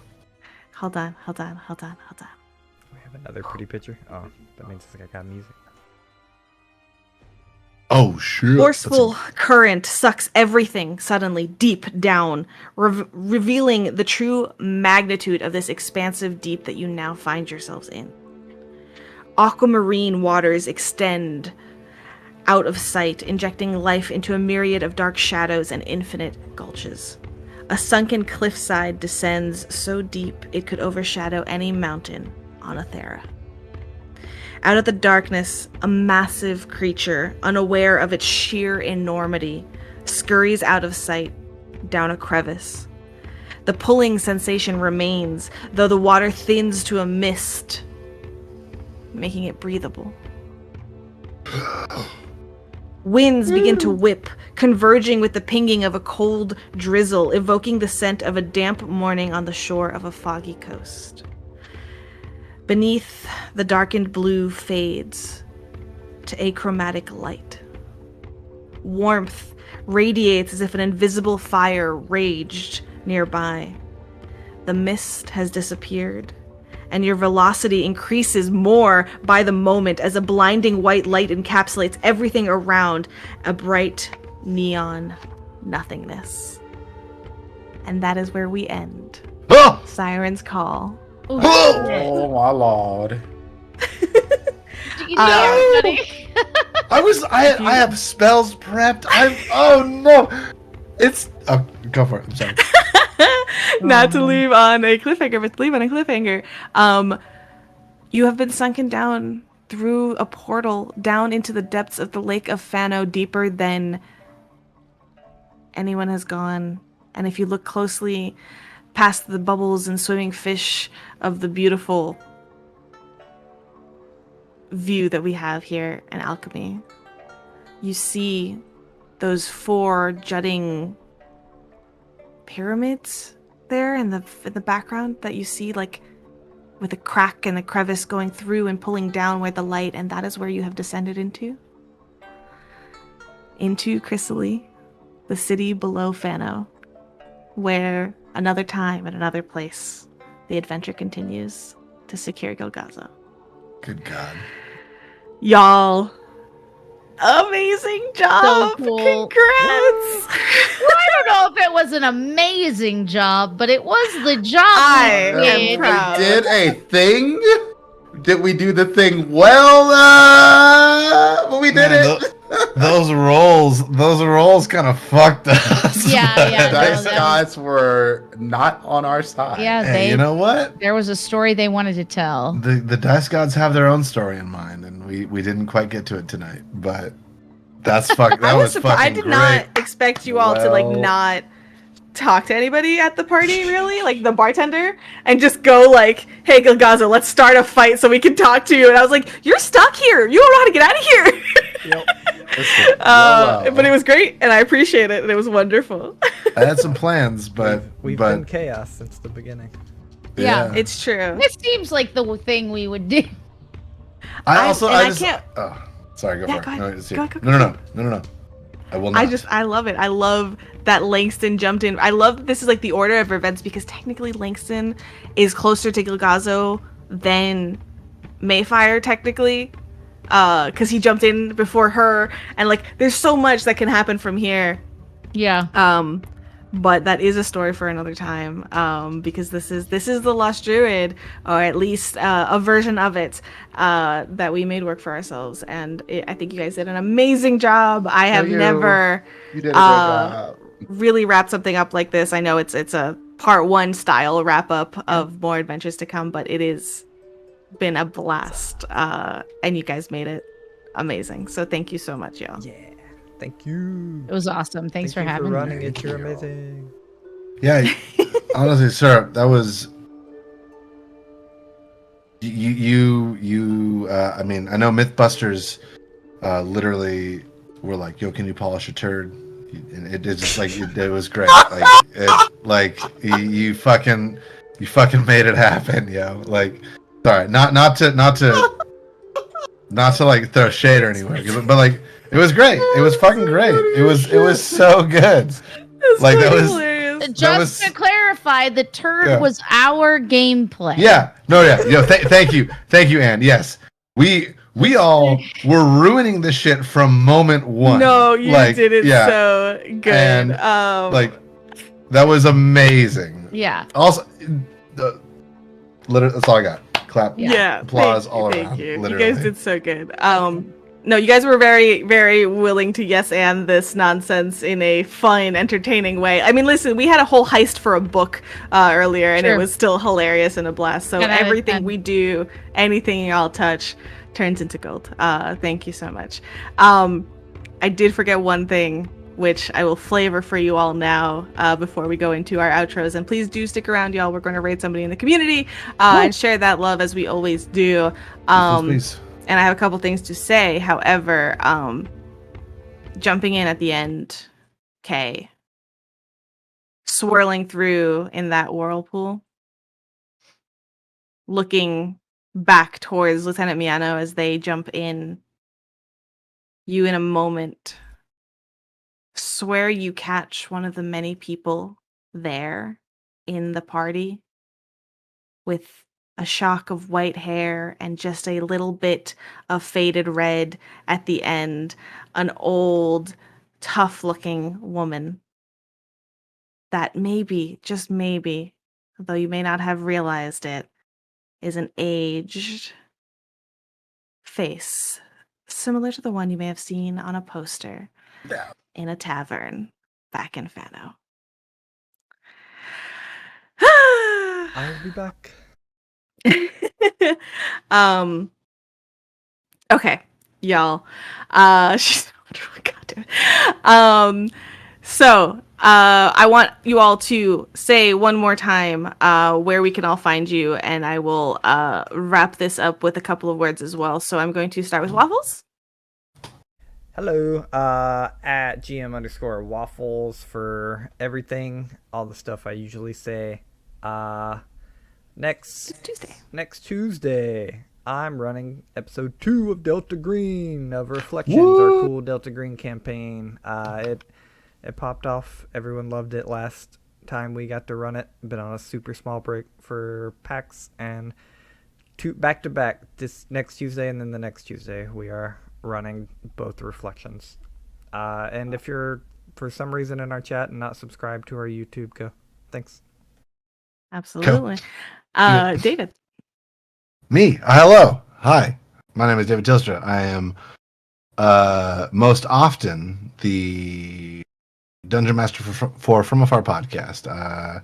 You can find us at From Afar podcast on Twitter and wherever you look things up like that. You can find me at David Tilstra, same Twitter and wherever else. I do voice acting. We do Twitch streams. We do all sorts of stuff. So please come check us out. We're not doing a ton until next year, but then next year we got some really, really, really cool stuff planned out. So enjoy your holidays and then come find us because we're doing some cool shit. But also, like, most importantly, this has been amazing. This has been so much fun. Thank you so much, Syrup and Waffles and WafflesMapleSyrup and both Anne and Amir. This is literally, I have looked forward to this for weeks and weeks and weeks, and now that it's done, bittersweet, but like good. So Well done. I pay him to say that. yeah, no, yeah. I will expect the check soon. No, no, it was wonderful all around. Look, we got a Thumbs up. Follow all these amazing creators because they are, as I said, amazing. I just quick thank you to the raid from Roll for Damage. Thank you all Raid so for freaking Roll much, for y'all. Damage. You've caught us at the Sean very end and of the Shannon. wrap up of our finale. So if you'd like to stick around for a little raid train, we're just sending and sharing some love with everybody here, and we'll go ahead and continue to share that love elsewhere in the community. If you like Delta Green, follow the channel so you can tune in next Tuesday. Yeah, Do we're it, playing do Delta it, Green do Tuesdays, it. then we're back to our Pathfinder in 2 weeks. So, Anne, if you'd like to go next. Hey everybody, I'm Ann Richmond, aka Heartsinger, the head bard in charge around these parts. You can find me at Ann Richmond on the YouTube and the Twitter, and I am getting ready to launch a new actual play adventure anthology podcast called Heartsinger Tales, which will be featuring Syrup in our first season, which is a Feywild, an original Feywild D&D campaign. Find that at anchor.fm/Heartsinger Tales or wherever podcasts are made. Amazing. Dimples and Dice. Hi, everyone. I'm Prince, or Dimples, or Amir, or the Moist Heat. Wait, It's say, only the say, 23rd moist today. say it again. I got both headphones on now. Say it again. God. You can find me doing a bunch of stuff. Mostly this next going into next year. I have a couple of shows that have been unannounced, but they will be announced. Do keep an eye out on my socials. I am Dimples and Dice everywhere. There's going to be a Blade Runner game. There's going to be a Hades High reunion. I don't know if you watched that show, but you go watch it. It's on Table Goth. There's going to be another D&D show, and I'm still running Wayward Revelry on my channel Sundays at 11 a.m. Eastern Time. We just wrapped up Philly by Night season finale, or series finale, over on Rolling These 20s, but we will be coming back with another World of Darkness show come next year. So do keep an eye out. There's a bunch of stuff. My birthday's coming up next week. I'm going to have streams and things. So yeah, lots of stuff going on. Amazing. Technically, the week after next is Monday. It's on Monday. So yeah, whatever. Day after Christmas. Yes, Day after Christmas. Y'all, I've been your GM bad, as we joked around on last night. You're GM badass, but you know I wasn't able to curse on Jasper's game day stream, and it got really like, oh shit, I can't say the ass bite. Anyways, GM badass. Honorary title by Duval. Thank you, Duval. It has been a blast. It has been a pleasure. This has been a really good exercise for me this whole campaign, trying my hand at something a little bit different, trying my hand at D&D and all of these things, and overall it was a wonderful experience with you all, and you have absolutely made it for me, and I'm incredibly appreciative. I have confirmed to myself personally that I am a Pathfinder preferred player through and through, and I want to try a lot of different types Do it. and can't, like, All you of know, the I want it systems. all. I really want Vampire the Masquerade. I really want all of these things. Yes. So, you know, if you guys need anything for that, by the way, cast me. I am Middle Eastern and female.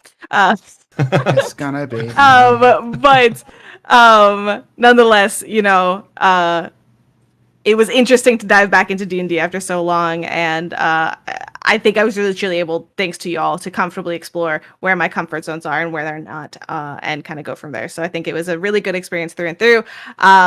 Thank you all very, very much. I want you all to look at these beautiful faces. I know that they are not the last time that they will be seen on this channel, because we love them very, very much, and they will be back one way or another.